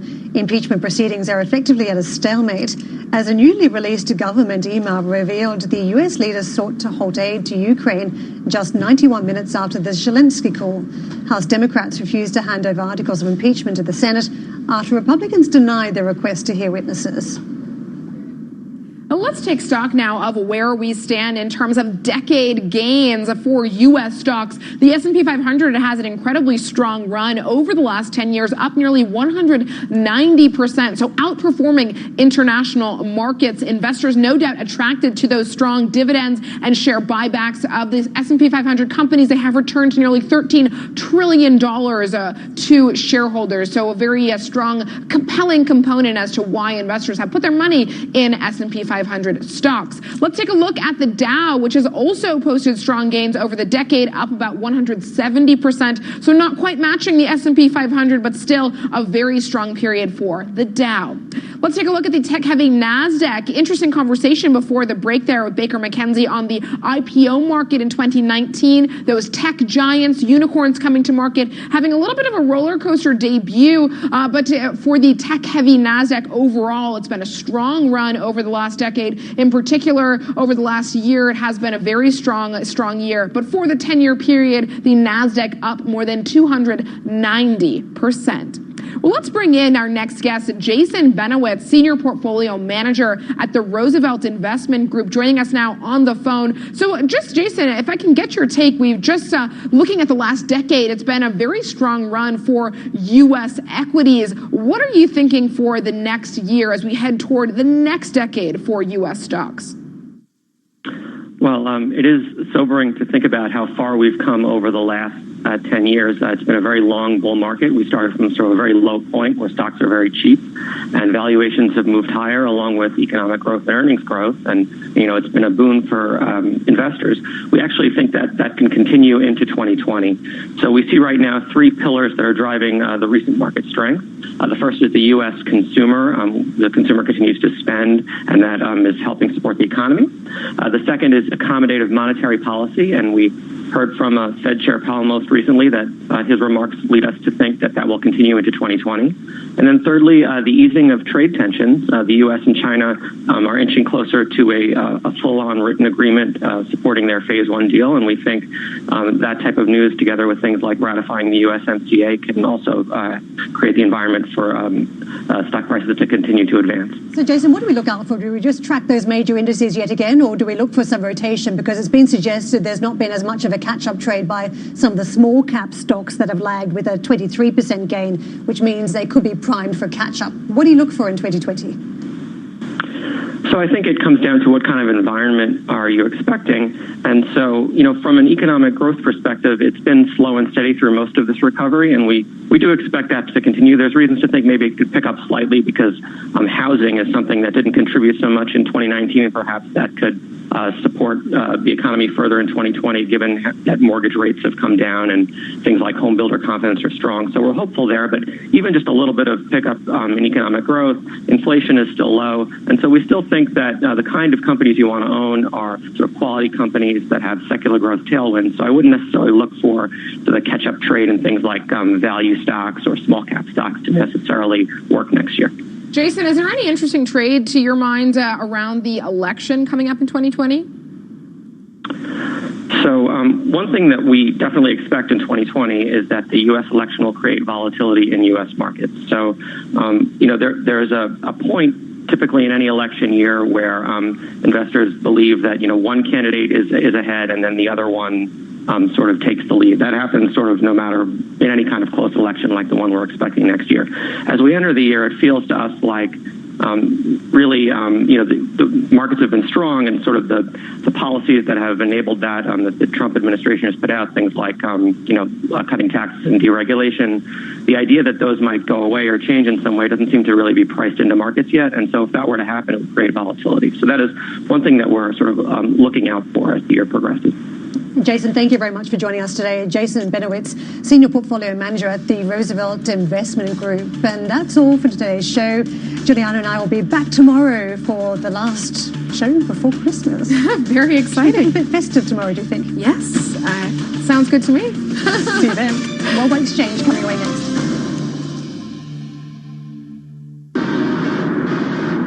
Everybody has a visor in their car, but a visor in the wrong place can... How's work? If you're not loving your job and you're getting those Sunday blues, now's the time to make a change. With a LinkedIn app, it's now easier to find and land the job meant for you. There are millions of jobs on offer, and the LinkedIn app helps you hear about them first. Research shows applying within the first 10 minutes increases your chances of hearing back by up to 4 times. Stay in the know and grow your career. Download the free LinkedIn app today. As we play out the 2010s, TuneIn's looking back at the music trends that defined the decade. That's why I need a one dance. The 2010s was the decade of the surprise album drop, where artists from Beyonce, Drake, and Frank Ocean to Radiohead, U2, and the late David Bowie skipped the traditional promotion cycle to bring their music directly to fans with little to no warning. Keep listening to TuneIn for more trends of the 2010s. Upgrade to TuneIn Premium and get over 45 commercial-free music stations. You'll also get live commercial-free news, plus live play-by-play games from NFL, MLB, NBA, and NHL. Visit TuneIn.com/premium to upgrade. Hi, I'm Tom Haberstroh, host of the Habershow podcast. I'm partnering with TuneIn to answer a few questions and get you prepped for NBA Christmas Day. I wanted to start an NBA podcast because I wanted to take you behind the scenes and hear it from the people that make the NBA tick. It's the most intimate platform for the most intimate sport, and podcasts are the perfect medium to capture that intimacy. Search The Haber Show to listen to new episodes every Friday throughout the NBA season on TuneIn. TuneIn is remembering the biggest college sports moments of the decade, like this one from 2018, when Alabama's Tua Tagovailoa throws the game-winning touchdown in the national championship against Georgia. Loads up, looks long, throws, end zone, touchdown! Alabama! Devontae Smith! Touchdown, Alabama! And the Crimson Tide has once again ascended to the top of the college football. Search college sports on TuneIn to be there for the moments that go down in history. Introducing a new podcast, ESPN Daily. When you want to go beyond your feed, when you want to get inside the score, when you want to get behind the highlight, there's ESPN Daily. Go deeper into the stories of the moment. Get the exclusive access and insider perspective that only ESPN can give you. ESPN Daily, hosted by me, Mina Kimes. Listen and favorite ESPN Daily on TuneIn. Far wing, elevates, triple bucket. The roar of the crowd. The shot clock ticks down. Will the ball go in? The suspense is pure torture, but you wouldn't miss this for the world. And the replays just don't cut it. The sideline, the man fleet for 3. TuneIn Premium brings you every minute of the NBA season streaming live, so you can be there when it matters most. Hear it now. Hear it live on TuneIn. Pump fake in the lane, turnaround jumper from 8 feet is good on the Search right. NBA today to start listening. Decking the halls, investors preparing for the annual Santa Claus rally as stocks look to set and make new all-time highs. Close to a deal. President Trump signaling a breakthrough in U.S.-China trade talks as that country looks to boost imports even further. Could the force be waning? Numbers from Disney's latest Star Wars opening weekend coming in a little bit cooler than some had hoped. Discount danger. Lawmakers calling for an investigation into a major retail discount brand, and choice words for Amazon after a new investigation into the company's brand badging system goes into effect as worldwide exchange begins right now.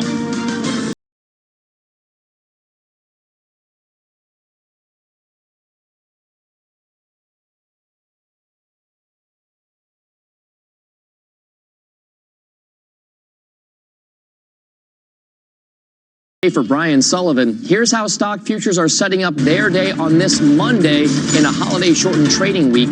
By the way, the Dow Jones would open up by another 35 points if these gains hold into the opening bell. The S&P up by about 2 points and the Nasdaq up by just about 11. Now, the Dow and S&P coming off record high levels on Friday. The Dow seeing its 19th record close of the year, and the S&P 500, get this, its 32nd record. And U.S. composite volume on Friday, the highest since December 21st of 2018. With regard to treasuries, we are seeing a tick lower in yields, as you can see here. The 10-year note yield hovering just around 1.9%. The 2-year note yield ticking slightly higher, 1.634% the last trade there. Now, let's go worldwide. In Asia, markets there stalling near an 18-month high as we take a look at what's going on there. The Hang Seng in Hong Kong up about 0.1%. The Nikkei in Japan just about flat on the day, and the Shanghai Composite down 1.5%. In the European trade, we are seeing perhaps a little bit of a mixed trade there as well. You see there the German DAX off by about 0.2%. The FTSE 100 0.1% gains, and just about flat for the CAC 40 out in France. New this morning, China says it will lower tariffs on products ranging from pork and avocados to semiconductors as soon as next year. Now, the country's finance ministry says the rate for frozen pork will be cut to 8% from 12% as it looks to close that huge supply gap over there. This as President Trump over the weekend said the U.S. and China would sign the Phase 1 trade deal, quote, very shortly, speaking at an event down in Florida. We also took the toughest ever action against China, and as a result, we just achieved a breakthrough on the trade deal, and we'll be signing it very shortly. They're already buying billions and billions of dollars of products, agricultural products. All right, big deal there. On the activist hedge fund side of things, Mercado Capital is shutting down. That fund is backed by Blackstone Group and billionaire Bill Ackman. Sources tell CNBC its assets have shriveled over 2 years of poor returns. The firm's founder and portfolio manager, Richard McGuire, began telling investors of that decision to return outside capital late last week. He also expects to send the money back quickly because the portfolio is now largely in cash. McGuire had been selling positions over the last months to meet redemption requests. A spokesman for Mercado declined to comment. Well, trade wars, rate cuts, slowing growth, recession worries, this has been a year filled with uncertainties left, right, and center. But wouldn't you know it? If you look at the market's performance with the S&P 500, we are up nearly 30% so far just on a year-to-date basis. You can see there a steady move higher throughout the course of the entire of 2019. And this after, of course, a very big sell down in the fourth quarter of 2018. Now, let's bring in Gina Sanchez, CEO of Chantico Global, also a CNBC contributor. Gina, this is an interesting part about the whole process here. Is the S&P 500 had a rough and tumble fourth quarter last year, a pretty banner year in 2019. Can we expect to see that momentum carry into 2020? You know, it's really hard to imagine. I mean, we've had really lackluster earnings up until now. Analysts are still predicting that we'll see a big boost in Q4 when Q4 finally comes out in Q1. But year to date, we actually haven't seen much earnings momentum. So this has literally all been multiple expansion in a year where uncertainty is supposed to be weighing down the markets, and we just don't see that. So what do you expect to expand to? Next year, earnings growth is really set to be pretty tepid, something around, 5%. That's really, I don't see how you get massive, multiple expansion off of that, and the economy is going to be slowing to boot. So I think that, we really are priced in for the absolute best, and there's room for, quite frankly, downside at this point. All right, so what's been driving the multiple expansion? I mean, it sounds like you don't feel it's justified, but there's got to be a reason why people are going to pay up more for every dollar of earnings that companies generate. There has to be a sense of positivity there. What's driving it? And of course, is it justified?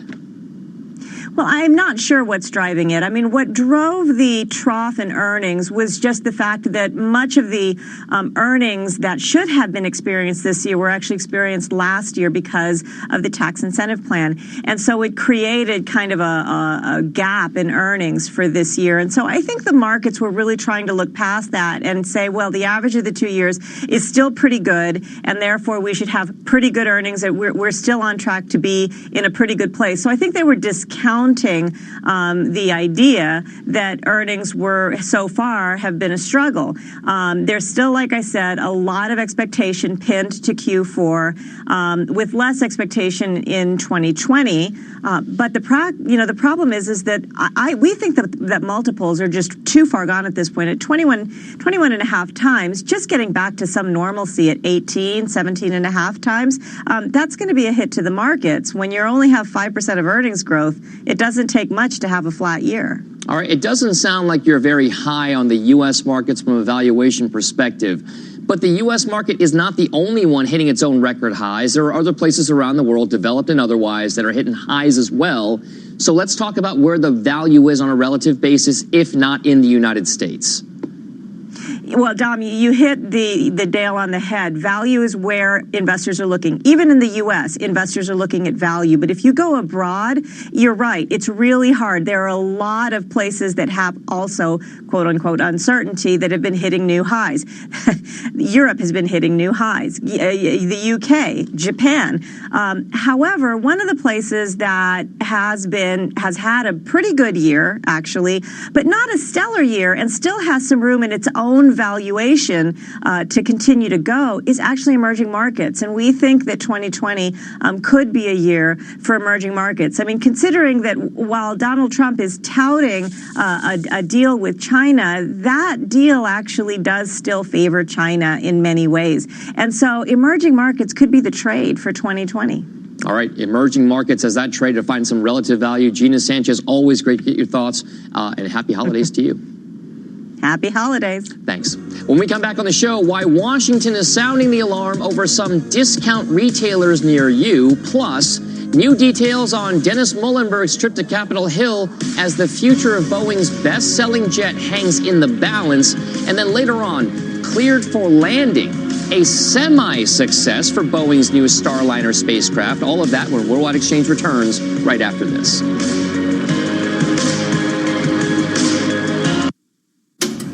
I used to be a bit of a rubbish sleeper. I'd toss and turn all night, and somehow I could never find the comfy bit of the mattress. It was a proper nightmare. That's what brought me here, testing mattresses in the Which Test Lab. We use a custom-made barrel rolling machine to simulate a decade's worth of use.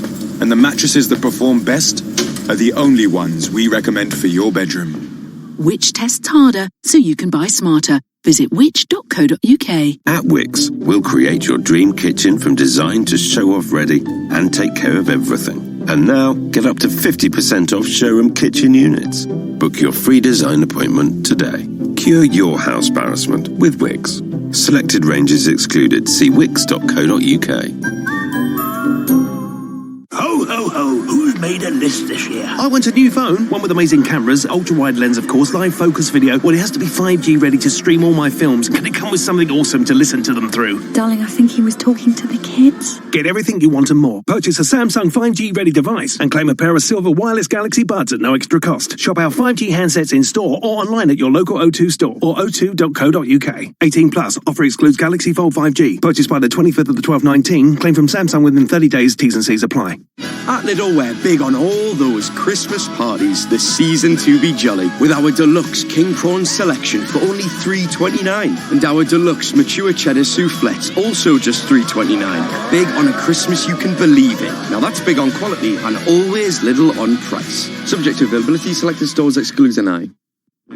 You might already know that TuneIn allows you to listen to all the pro sports leagues wherever you go. But did you know TuneIn is also home to the wide world of college sports? Open three, DeAndre Hunter got it! Handoff Carruthers, big hole right side. He leaps and he surges in, touchdown! From live college football, basketball, and baseball games to podcasts and coaches shows fueling your love for the game and your school. And the best part is, it's all free. Search college sports to find your team or league.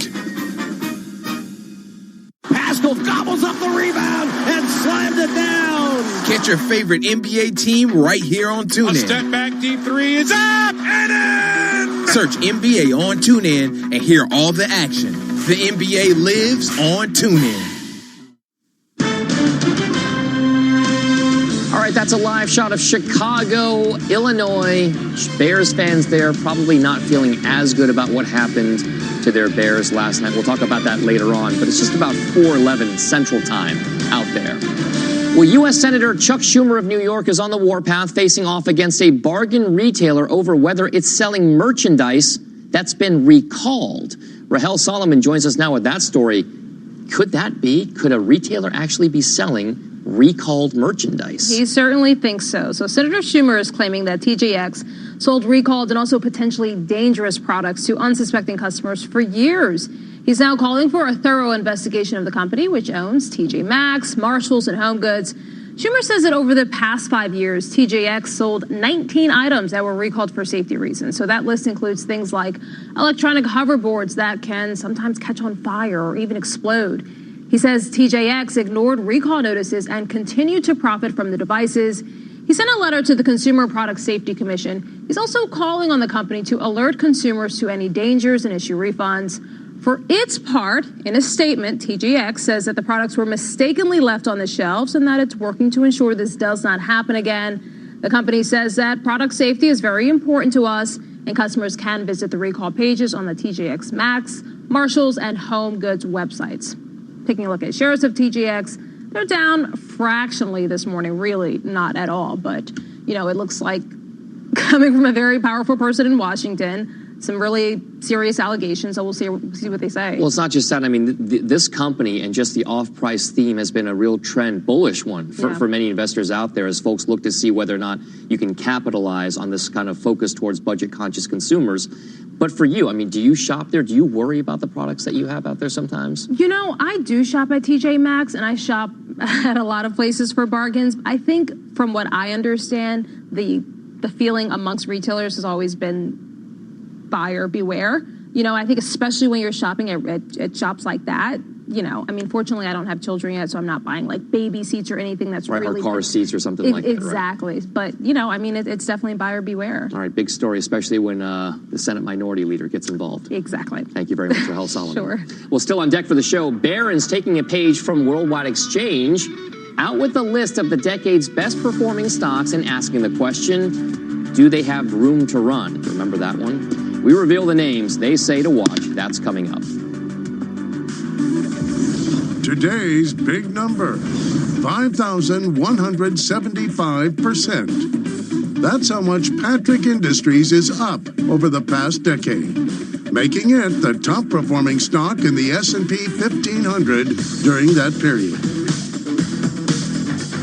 Ah, Christmas, a time for celebrating, unwrapping and unwinding.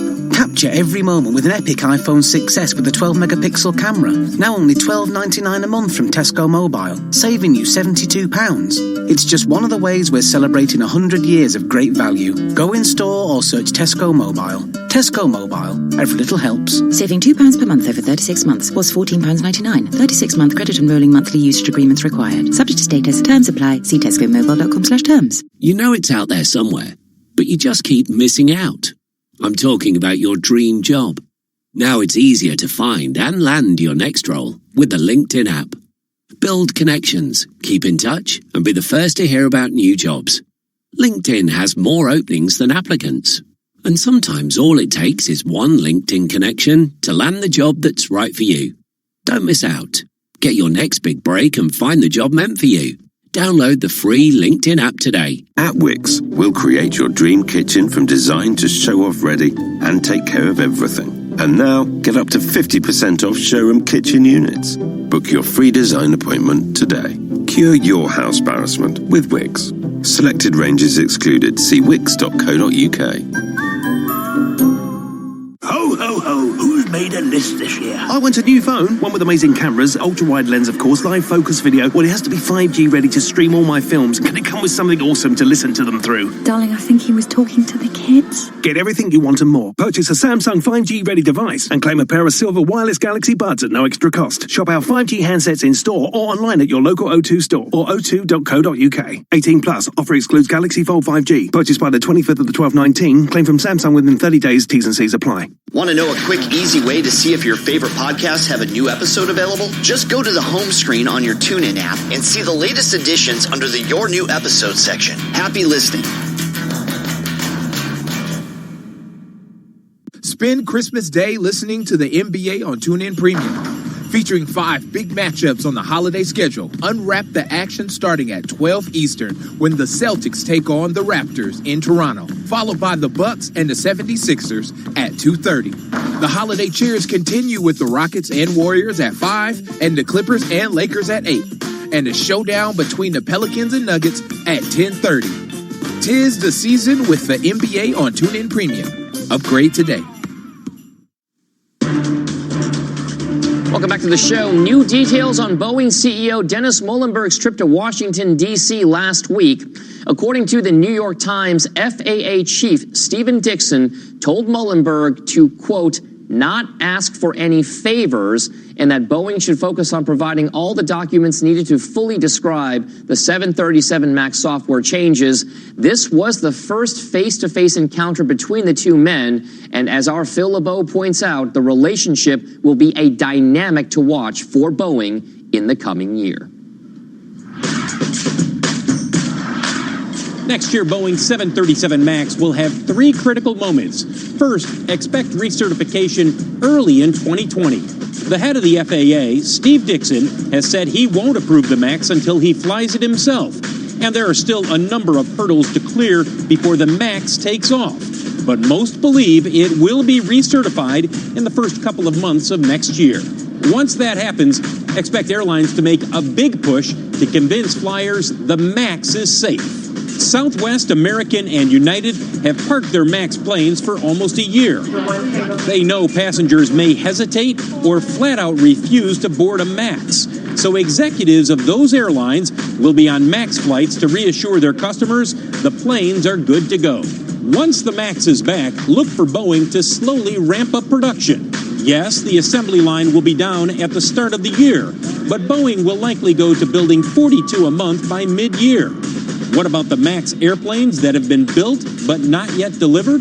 They will eventually take off and go to the airlines that have ordered them. But it will take all of 2020 and beyond for Boeing to clear out the inventory of more than 400 MAX airplanes. All right, a critical year for Boeing for sure in 2020. Our thanks to Phil LeBeau for that outlook for that big aerospace giant. Well, straight ahead for the show, could the force be waning? Big numbers for Disney's latest Star Wars installment, but not Death Star huge. Plus, why the global rate shock could be abating and what that means for Wall Street. All of that when Worldwide Exchange returns right after this. I'm 52. 'Tis the season to be hunched over your laptop. Not on our watch. In real life, you can feel your senses and your baskets. Feel all the sights, sounds, lols, and OMGs. Wear laughing emojis on actual smiley faces. Battery is running low. Take the kids to Santa's Grotto. In real life, you can find just the right present using the most advanced search engine in the world. Your eyes. We hunt in real life. Brent Cross, London. Free parking for all sleighs and cars. You know it's out there somewhere, but you just keep missing out. I'm talking about your dream job. Now it's easier to find and land your next role with the LinkedIn app. Build connections, keep in touch, and be the first to hear about new jobs. LinkedIn has more openings than applicants. And sometimes all it takes is one LinkedIn connection to land the job that's right for you. Don't miss out. Get your next big break and find the job meant for you. Download the free LinkedIn app today. Spend Christmas Day listening to the NBA on TuneIn Premium. Featuring 5 big matchups on the holiday schedule. Unwrap the action starting at 12 Eastern when the Celtics take on the Raptors in Toronto, followed by the Bucks and the 76ers at 2:30. The holiday cheers continue with the Rockets and Warriors at 5 and the Clippers and Lakers at 8. and a showdown between the Pelicans and Nuggets at 10:30. 'Tis the season with the NBA on TuneIn Premium. Upgrade today.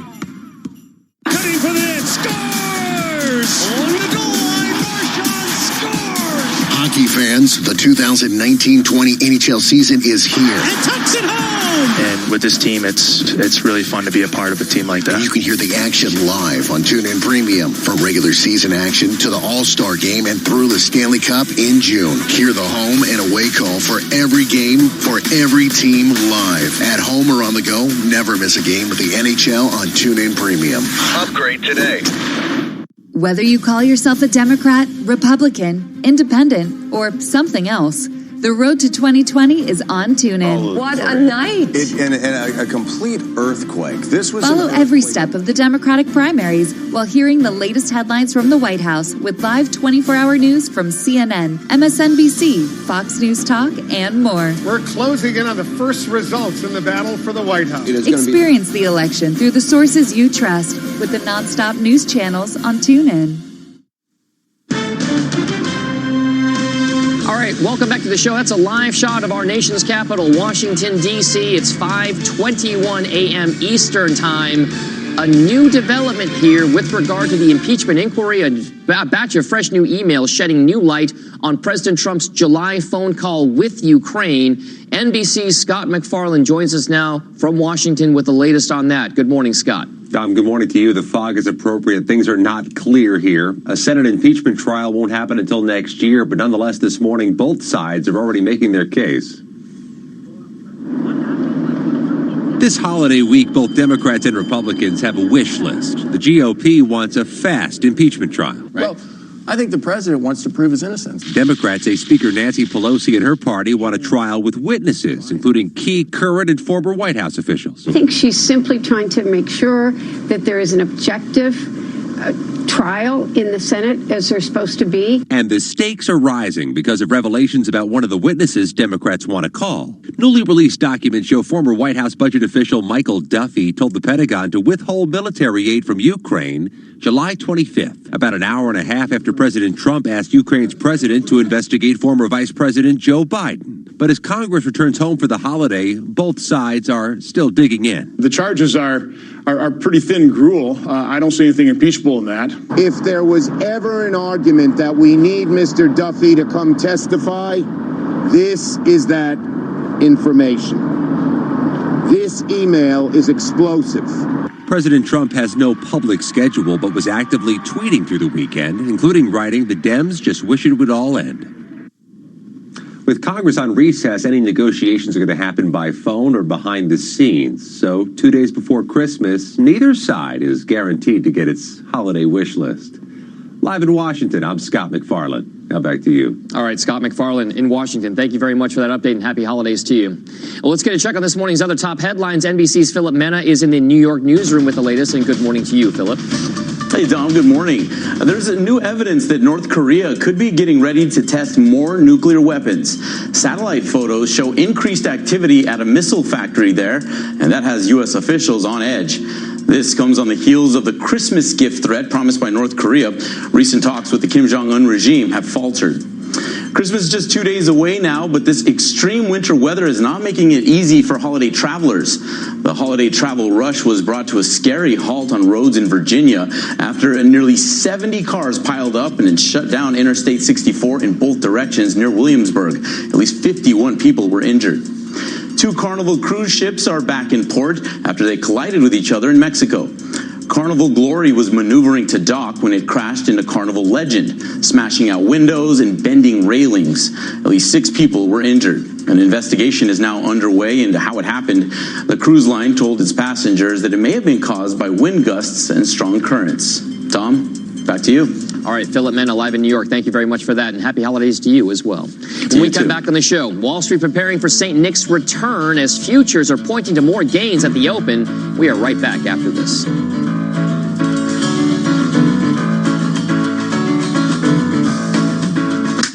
Most people think of Verizon. How's work? If you're not loving your job and you're getting those Sunday blues, now's the time to make a change. With a LinkedIn app, it's now easier to find and land the job meant for you. There are millions of jobs on offer, and the LinkedIn app helps you hear about them first. Research shows applying within the first 10 minutes increases your chances of hearing back by up to 4 times. Stay in the know and grow your career. Download the free LinkedIn app today. At Wix, we'll create your dream kitchen from design to show-off ready and take care of everything. And now, get up to 50% off showroom kitchen units. Book your free design appointment today. Cure your house embarrassment with Wix. Selected ranges excluded. See wix.co.uk. Christmas. A time for celebrating, unwrapping, and unwinding. Capture every moment with an epic iPhone 6S with a 12-megapixel camera. Now only $12.99 a month from Tesco Mobile, saving you £72. It's just one of the ways we're celebrating 100 years of great value. Go in store or search Tesco Mobile. Tesco Mobile. Every little helps. Saving £2 per month over 36 months was £14.99. 36-month credit and rolling monthly usage agreements required. Subject to status. Terms apply. See tescomobile.com/terms. TuneIn is remembering the biggest college sports moments of the decade, like this one from 2018, when Alabama's Tua Tagovailoa throws the game-winning touchdown in the national championship against Georgia. Loads up, looks long, throws, end zone, touchdown! Alabama! Devontae Smith! Touchdown, Alabama! And the Crimson Tide has once again ascended to the top of the college football. Search college sports on TuneIn to be there for the moments that go down in history. When you're not listening to your team, take it to the end zone, the rim, or the net. Keep up with the biggest moments in sports by following TuneIn on social media. Block, Cook into the end zone for the touchdown. From reminders of the live top games to tips of the best sports stations and podcasts. Welcome to Undisputed. We are live from Los Angeles. I'm Jenny Taft here with Skip Bayless. Follow and TuneIn on Facebook, Twitter, and Instagram to get the most out of TuneIn.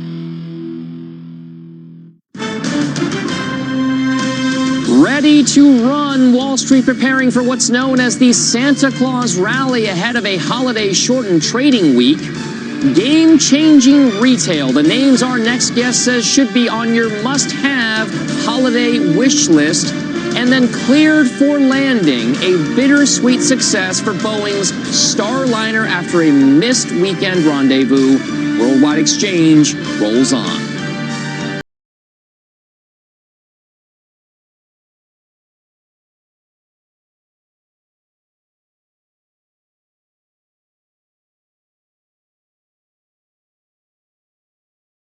Welcome to Worldwide Exchange. Here's how stock futures are looking halfway through the 5 a.m. Eastern Time hour. Now, let's put the rally in perspective here. You got the Dow Jones coming off record highs last week, but up another 48 points if these gains holding the opening bell. The S&P up by about 4 points, and the Nasdaq up by about 13. So we could see another slate of record highs in trading today. Now, the S&P 500 coming off those record highs on Friday. The Dow seeing its 19th record close of the year. Check this out. Again, 19th record close for the Dow, 32nd record close for the S&P 500. And by the way, Friday, the highest volume date so far on a year-to-date basis, the highest volume, by the way, since December 21st of 2018. Now, as for that so-called Santa Claus rally, according to the Stock Traders Almanac, the final 5 trading days of the year and the first 2 trading days of the new year, that's the definition, the S&P 500 has posted a 1.3% gain, a big move higher on a percentage basis for that short amount of time. That's on average since 1950. So check back with us on January 3rd. We'll take stock of whether that average number of 1.3% really does hold this time around. Let's check the Asian markets. Japan, Hong Kong, and Shanghai. We did see a bit of a mixed trade there. Some real movement to the downside with regard to what happened in the Hang Seng, or rather the Shanghai Composite, down about 1.5%. The Hang Seng just about flat on the day, 0.1% gains. The Nikkei in Japan just about flat on the day. A more mixed trade in the European markets as well. We'll see a mix of red and green there as we scroll around the globe. Let's check out the German DAX, down by about 0.1%. The FTSE 100 in the UK up by about 1/3%, and the CAC in France still hovering just around flat. Little movement in that big French benchmark there. Let's get a look at some of the other top stories we are following today. Boeing's Starliner spacecraft returned to Earth yesterday. Yes, it did return to Earth, landing in New Mexico. That's the good news. The bad news, it never reached the International Space Station as it was supposed to for that big rendezvous there. The issue apparently had to do with the clock, which resulted in the spacecraft failing to fire its rockets at the right time. So at least some video there of it returning safely to Earth. Uber founder Travis Kalanick is on pace to sell his entire stake in the ride-sharing company. He's already shed more than $2.5 billion worth of shares since a lockup period expired last month. Kalanick now has less than 10% of his holdings left in Uber. And the force has been with Disney at the box office all this year. Its latest Star Wars movie, The Rise of Skywalker, topped the weekend movie box office with $176 million in North American ticket sales, but that's down 20% from the last Star Wars film, The Last Jedi, so maybe a little bit of shine coming off still, though. Before the end of the year, we'll see if those Star Wars fans go and put a little box office smile in the stocking there for Disney. Well, back to what's happening with trade. President Trump touting a, quote, breakthrough on the U.S.-China trade deal at an event in Florida over the weekend. We also took the toughest ever action against China. And as a result, we just achieved a breakthrough on the trade deal, and we'll be signing it very shortly. They're already buying billions and billions of dollars of products, agricultural products. All right, those comments come as China looks to lower import tariffs on key items like avocados, also frozen pork products, and semiconductors as well. So joining me now on trade and the markets, Chad Morganlander, portfolio manager over at Washington Crossing Advisors. So, Chad, trade has been the dominant market theme, maybe along with the Fed, in 2019. Is trade still going to be the dominant market theme in 2020?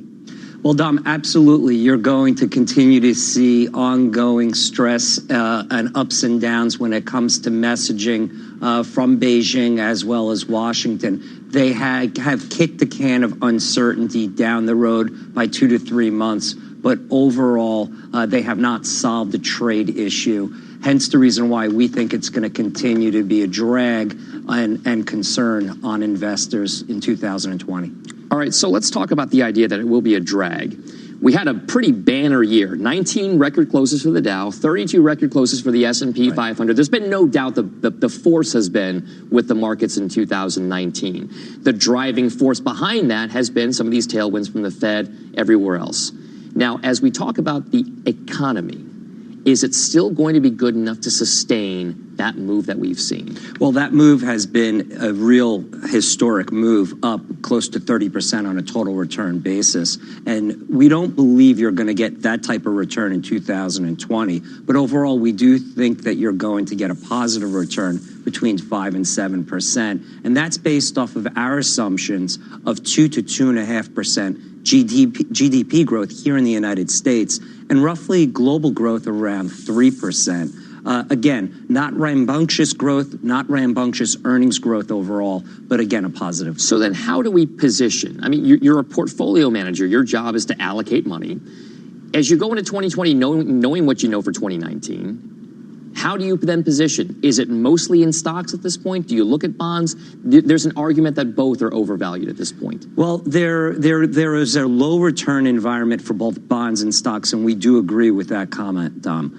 But one has to realize that a 6 or 7% return in equities beats the rate of inflation, and that's why one is invested in equities over the long run. So we would be balanced in one's portfolio, overweight U.S. equities to start the year, and potentially fade that trade into more international equities. You just want to be in quality equities that are rising dividend companies that don't have a lot of debt on their balance sheet. What types of companies are those? Just out of curiosity, yes. the names and maybe the industries they operate in? Yeah, so industrials, we have a 2x weighting in industrials. So we like United Technologies as well as General Dynamics. We think those two companies over a 3 to 5 year period, one can do very well. When it comes to consumer staples, boring companies like Hormel, I kid you not, and Pepsi, we think you can do very well there. And then consumer companies like Disney and Walmart, if you have a 3 to 5 year time horizon, then those companies can provide good returns with less volatility than the overall market. All right, so Chad, an end-of-the-year sell-off in global bonds is helping to kind of shrink the overall pile of negative yielding debt that we've seen around the world. Right. The tally now, just standing at over $11 trillion. It's a lot, but it's down from $17 trillion that it hit over this past summer, at the lowest levels that we've seen since June. I mean, just take a look at the Japan 10-year yield, right? Finally hovering above zero for the first time since March. The negative yielding debt side of things. We heard earlier last week the Riksbank in Sweden raise their interest rates, so they're back to not negative, to zero in essence at this point. How big of that story about negative yielding debt is going to kind of permeate into 2020? So that tells us a certain signal from a portfolio management and assumptions on economic growth that things are going to continue. Growth is going to be lackluster. That change in debt, modest by 20 basis points or 30 basis points, we don't cheer that as we're out of the woods yet. Overall, we think that you have to focus your attention on the ECB. They have been setting the tone in regard to global interest rates because of yield differentials, as well as the Federal Reserve, which we believe will be on hold in 2020. Keep in mind, there was a tremendous reversal in monetary policy in 2019, from the Fed raising interest rates and reducing their balance sheet to doing a complete 180. And we believe that that gave the spark for a lot of this excess market fervor. All right, so let's leave it at bonds there. Retail, always going to be a big story this time of year, and certainly a big one this week. Shoppers are now making a list and checking it twice. You've got Hanukkah already here. You've got Christmas just days away. Experts estimate Americans spent around $34 billion this Saturday and Sunday alone. That's $2.5 billion more than Black Friday shopping. So I just want to show you, here's retail reporter Courtney Reagan with a look at the big themes in this sector coming up in the new year. 2019 was a difficult year for retail with clear winners and losers. Expect the divergence to continue in 2020. First, the tariff divide. While the country's tariff schedule continues to evolve, brands and retailers aren't waiting to adapt, and some will do so easier than others. Big retailers like Target, Walmart, and Best Buy use scale and influence to keep prices low for shoppers by insisting the brands they buy from take on whatever higher cost result. It will hurt smaller, less powerful players. Second, old is new again.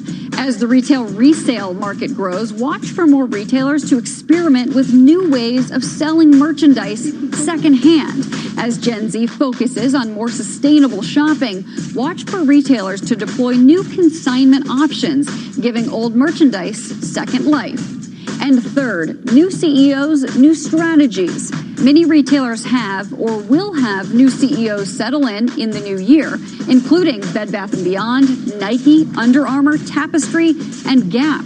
Investors wait to see if the new leaders will dramatically shift the strategies in new directions and then decide if they're willing to give them a chance to make change. All right, our thanks to Courtney Reagan for that playbook on retail. For more on the retail trends coming up this holiday season, let's bring in Stacy Widlitz, president at SW Retail Advisors. We've also still got Chad Morganlander from Washington Crossing Advisors here as well. So, Stacy, you heard Courtney speaking just about what we can expect here. Is this going to be one of those situations where the American consumer can continue to power the U.S. economy and retail will be a key theme in 2020? Absolutely. So obviously the consumer is the most important driver of growth here going forward. And I think, as Courtney said, it's very much still about the winners and the losers. We saw the big guys, Best Buy, Walmart, Target, continue to gain share and strength and power, not only in the wallet of the consumers, but also in the supply chain. So I think those will continue to be winners. And of course, I think another big theme for 2020 is that, you're starting to hear about, for example, Nike say, hey, Amazon, no, we're pushing back. And I think more brands will start to control their distribution and continue to try to clean up that promotional environment out there. Not everybody will be successful in that, but I think Nike will be a standout here with not only top line growth, but margin growth as a result. We've often talked, Stacey, about this idea that there's been a barbell in retail with regard to the companies that do well. It's the very high end, and it's the very bargain basement kind of, discount shopping side of things. How exactly do you fare, and how do you position as an investor knowing that those are the two markets that are really doing well with this great middle that's kind of middling about?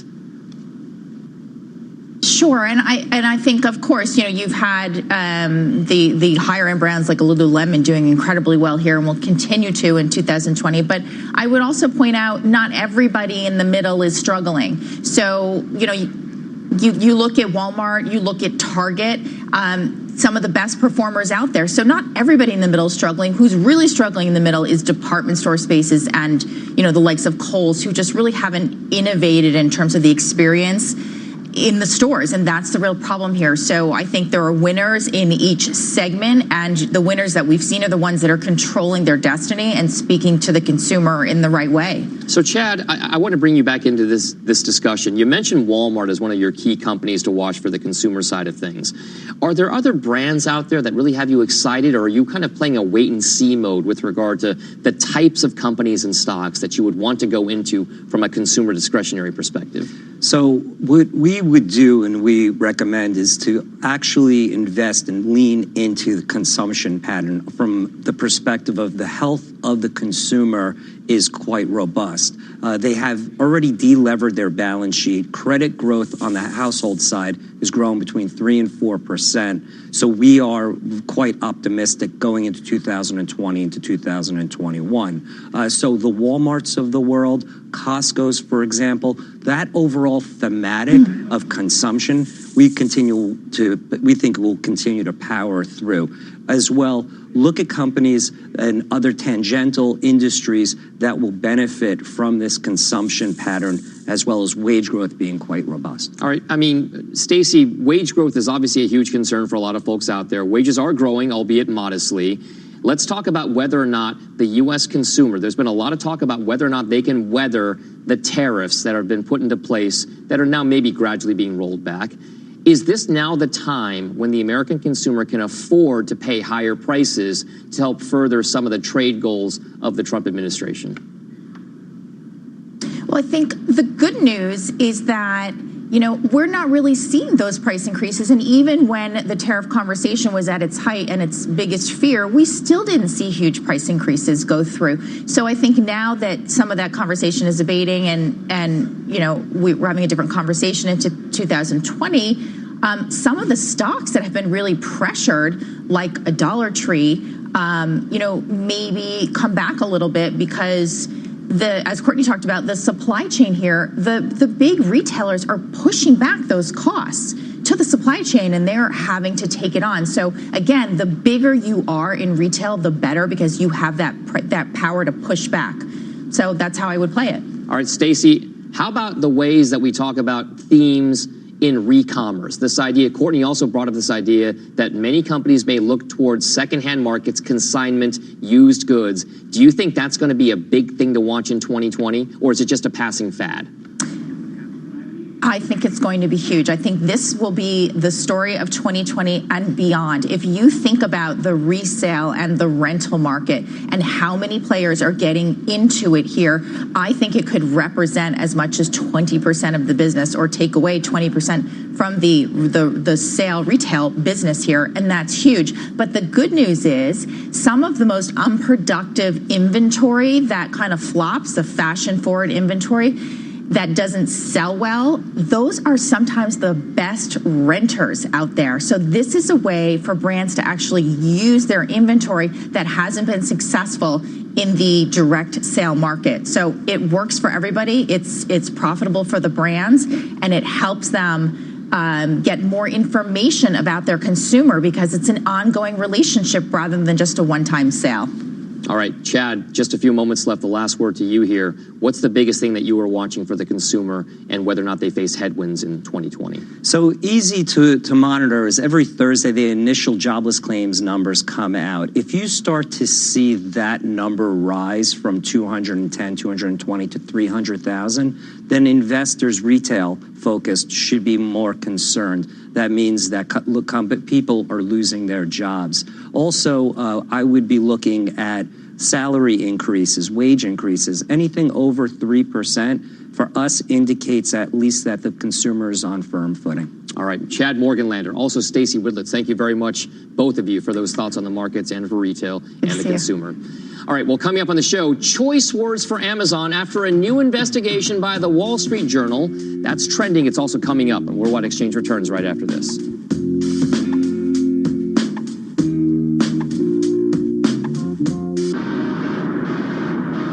Christmas, a time for celebrating, unwrapping and unwinding. Capture every moment with an epic iPhone 6s with a 12-megapixel camera. Now only $12.99 a month from Tesco Mobile, saving you £72. It's just one of the ways we're celebrating 100 years of great value. Go in store or search Tesco Mobile. Tesco Mobile. Every little helps. Saving £2 per month over 36 months was £14.99. 36-month credit and rolling monthly usage agreements required. Subject to status. Terms apply. See tescomobile.com/terms. Ho, ho, ho. Who's made a list this year? I want a new phone. One with amazing cameras, ultra-wide lens, of course, live focus video. Well, it has to be 5G ready to stream all my films. Can it come with something awesome to listen to them through? Darling, I think he was talking to the kids. Get everything you want and more. Purchase a Samsung 5G ready device and claim a pair of silver wireless Galaxy Buds at no extra cost. Shop our 5G handsets in store or online at your local O2 store or o2.co.uk. 18 plus. Offer excludes Galaxy Fold 5G. Purchased by the 25th of the 12th 19. Claim from Samsung within 30 days. T's and C's apply. Looks, catches on, goes in the end zone. Touchdown underneath the crossbar. NFL fans, hear every live game on TuneIn Premium. Tonight, TuneIn has your Monday night NFL football with the Green Bay Packers at the Minnesota Vikings. Kickoff at 8:15 p.m. Eastern. Goes up, dart toward the end zone. Caught, ball, touchdown with a touchdown to the left corner. Bucs take the lead. At home or on the go, hear the home and away call of every NFL game this season on TuneIn Premium. Upgrade today. Want TuneIn to remind you when the big NFL game is about to get underway? Be sure notifications are allowed on your phone and search NFL on the TuneIn app. Find the game you want to hear under events and tap Notify Me. We'll let you know exactly when it's time to listen in for kickoff. Hello, I'm Nat Coombs from ESPN's The Nat Coombs Show, which admittedly is 1 out of 10 for original podcast name, but 10 out of 10 for NFL chat. Every week, we're dropping 4 episodes with an all-pro lineup of terrific guests, journalists, comedians, players, coaches, you name it, all getting you up to speed with everything gridiron. The Nat Coombs Show, American football, British accent. Add to your favorites and listen on TuneIn.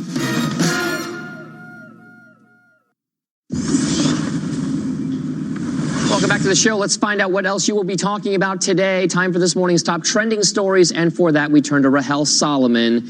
Amazon, a key focus for those trending stories today. Yes, it is. Quite a mixed bag, too. So let's start with Amazon. Shoppers there are probably familiar with the Amazon Choice Badge. Well, apparently, product distinction may not mean that much. The Wall Street Journal is reporting that though many perceive the badge to be an endorsement by Amazon, it's been attached to a number of products that make false claims and violate Amazon's policies. The badge has even been found on some products that regulators have raised safety concerns about.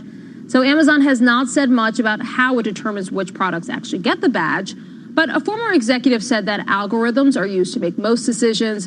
A spokesperson for the company also adding that factors like product popularity, availability, customer reviews, and pricing are considered as well. But certainly not good news for Amazon if this is true. You wonder whether or not it's also a pay-for situation, right? Which it's been accused of doing before. Right, exactly. If you are one of those vendors out there who says, I want prime placement at the top for Amazon, if I pay them X dollars, will they just put it at the top of the list? Kind of like what Google does, right? With ad search items and stuff like that. But if it's something that's been flagged for safety concerns, then, I mean, that's a big problem. Well, all this on top of the TJ Maxx inquiry. Yes, Senator Schumer. yes. A lot of retail news this morning. Exactly. Turning to movies, Cats, the movie has been out for less than a week, but theaters are already gearing up to release a revamped version. I know, you don't hear this a lot. What does that mean? Okay, so Universal notified thousands of theaters that they'd be receiving an updated edition of the film with improved visual effects. Hollywood insiders say this is an unprecedented move, and it came at the request of filmmaker Tom Hooper, who reportedly wanted to make last-minute fixes to the CGI-heavy film. Cats has received less than stellar reviews by critics, and even that is putting it nicely. And it's underperformed at the box office, raking in less than $3 million on its opening day. So there have been criticisms and concerns that some of the effects are less than up to par. We should also say it's being released by Universal Pictures, which is part of the parent Yes, it company, is. NBC Universal and everything else. Always good to disclose that. Exactly. From movies to music and toys, rapper and business mogul 50 Cent celebrated his son's 7th birthday on Saturday. And guess what his son got? What? Toys R Us. Wait, a store?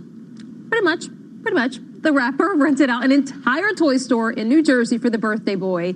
When the two arrived, he told his son, "You can have whatever you want. All of it. It's yours. Everything." The video posted to the rapper's Twitter page shows the 7-year-old following the advice, filling his cart with all sorts of toys and goodies, and even meeting Jeffrey, the Toys R Us mascot. Talk about a kid's dream come true. So are you old enough to remember the game show Supermarket Sweeps? I'm not. All right, so it was the concept was you go through a supermarket aisles and you just try to fill your cart with as much stuff as you possibly can. I kind of get visions of a kid pushing a cart down the aisle and just taking his arm and shoving toys into his cart. What a good birthday. You remember the old slogan, "I don't want to grow up, I want to be a Toys R Us kid"? I remember. He will never want to grow up, because why would you want to be older than that when you get everything you want at Toys R Us? And when Jeffrey's there to make a cameo, it makes it even that much better. Must be nice. Rahel Solomon, thank you very much for those trending stories. And Merry Christmas and Happy New Year to you. Thank you very much. Well, in sports, on Sunday night, football ended in it's a big blowout. We mentioned it earlier. The Kansas City Chiefs went to Chicago to battle the Bears. The Chiefs looking to increase their playoff possibilities by leaving with a win. The Bears already out of contention for the playoffs. Kansas City pretty much controlled the match right from the start. Patrick Mahomes leading the team to a 17-0 lead, and this is by halftime. The Bears unable to get any kind of real momentum going. They failed to get a single touchdown on the board the entire game. In the end, the Chiefs cruised to an easy 26-3 win over the Bears in a big matchup there on Sunday night. Well, still on deck for the show, new information this morning on how Boeing CEO made a big pitch to Washington, D.C. as his company tries to make a comeback from its 737 MAX crisis. That story when Worldwide Exchange comes back right after this. For drug-free sinus and allergy relief. Hey, NFL fan, can't watch the game? Can't be there? No biggie. With your TuneIn Premium membership, you already have an all-access pass to every team and every game in the league. Amazing, right? Steps up, floats it towards, at the goal line, it's intercepted! Listen live as the action unfolds or on demand when you can. Anytime, anywhere, all season long. Right side, it is caught. It is in for the right side for the touchdown to Keenan. Search NFL today. As we play out the 2010s, TuneIn's looking back at the music trends that defined the decade. The 2010s saw yet another revolution in the way we listen to music. With music fans giving up CDs and digital downloads for streaming services and internet radio like TuneIn. At the same time, vinyl sales continue to rise to levels not seen since the format's original decline. Keep listening to TuneIn for more trends of the 2010s. Hi, I'm Tom Haberstroh, host of the Haberstroh podcast. I'm partnering with TuneIn to answer a few questions and get you prepped for NBA Christmas Day. I wanted to start an NBA podcast because I wanted to take you behind the scenes and hear it from the people that make the NBA tick. It's the most intimate platform for the most intimate sport, and podcasts are the perfect medium to capture that intimacy. Search The Haber Show to listen to new episodes every Friday throughout the NBA season on TuneIn. Introducing a new podcast, ESPN Daily. When you want to go beyond your feed, when you want to get inside the score, when you want to get behind the highlight, there's ESPN Daily. Go deeper into the stories of the moment. Get the exclusive access and insider perspective that only ESPN can give you. ESPN Daily, hosted by me, Mina Kimes. Listen and favorite ESPN Daily on TuneIn. Welcome back to the show. Time for the executive recap, the headlines you need in 60 seconds. Let's start with TJX. Senator Chuck Schumer of New York claims the retailer sold recalled and potentially dangerous products to unsuspecting customers for years. He's calling for a thorough investigation. In a statement, TJX says the products were mistakenly left on the shelves. It's working to ensure this does not happen again. Two stories on Tesla today. First, the company and a group of Chinese banks have reportedly agreed a new $1.4 billion 5-year term loan for Tesla's Shanghai car plant. Reuters says part of the money will be used to roll over an existing loan. Meantime, Bloomberg reports Tesla is closer to building its first car factory in Germany. The company is said to have reached a deal to buy a more than 741-acre plot of land, filed for an environmental application to get its project approved. And the New York Times is taking an in-depth look at Boeing CEO Dennis Muilenburg's trip to Washington, D.C. last week. FAA Chief Stephen Dixon told Muilenburg to, quote, not ask for any favors, and that Boeing should focus on providing all the documents needed to fully describe the 737 MAX software changes. This was the first face-to-face encounter between those two men. Boeing shares since the MAX grounding, as you can see there, down about 12% during that time span. As if you did not get enough last week, Barron's now taking a page out of the Worldwide Exchange playbook, publishing its own list of the decade's best-performing stocks in the S&P 500 with room to run in the decade ahead. Rounding out the top 10, you've got Netflix, also Market Access, Broadcom, United Rentals, Ulta Beauty, Regeneron, Align, Old Dominion, TransDigm, and Biomed. Conspicuously missing from that list are mega-cap tech like Amazon, Microsoft, and Apple. Well, for his take on these names and a few others that you may want to load up on, joining me now is Chris Retzler, small-cap growth fund manager, portfolio manager at Needham. And boy, that list is pretty expansive. But is it now going to be the technology and communication services growth story that drives the markets in 2020? We think that there's still a lot of investment going into the infrastructure of the communications that's building out. Data continues to grow. It needs to be moved around, processed, stored. My kids are all on this TikTok and more videos. And so when you look at one of the names there, beauty, the makeup. I mean, these pixels are picking up more and more of what your face looks like, so the kids want to cover it up as they're posting it. So you're blaming HD cameras. It certainly had an impact. My daughter, who's 14, is always looking at that and playing with her friends. It's an activity. I mean, they're not sitting in front of the traditional television. They're sitting in their rooms, but they have all their devices, and they're online. So it's active. So let's talk. You mentioned this whole idea of infrastructure for communications, data storage, everything like that. One of the big themes that's going to happen in 2020 and beyond is 5G wireless. Yep. How much does 5G, that next-gen wireless, factor in, and can companies be invested in for returns, knowing that that's going to be the big theme in the coming years? So we just met with some companies over the last couple of weeks talking specifically about 5G. And what they're helping me understand as a portfolio manager is you have to break it into two sections. One, there's the infrastructure of 5G, and the other is the handsets, the devices that have to connect to that system. And we think that that part is moving faster than the infrastructure piece. Globally, 5G in China, South Korea, Japan, that's been built out.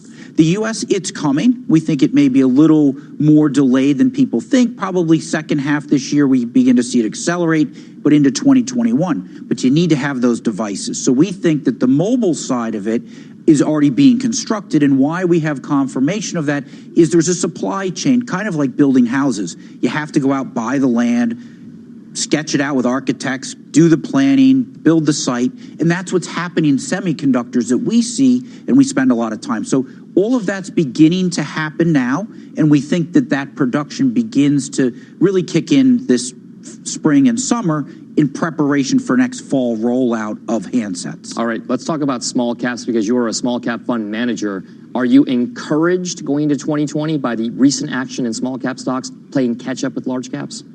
We still like small caps going into 2020. What we really like on a macro basis is we think the economy can begin to reaccelerate off of some pretty low numbers this year where we had a lot of headwinds, a lot of noise and volatility to economic decisions.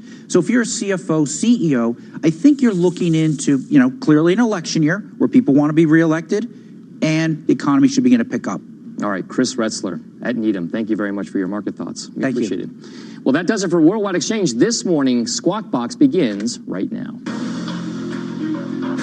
Good morning. China pledging to cut more tariffs as President Trump promises that a phase one trade deal will be signed very soon. A disturbance in the Force. Rise of Skywalker tops the box office, but it was the smallest debut haul of the new trilogy. And listen up, procrastinators. We have a list of 5 last-minute gifts that you can still pick up before Christmas. It's Monday, December 23rd, 2019, and Squawk Box begins right now.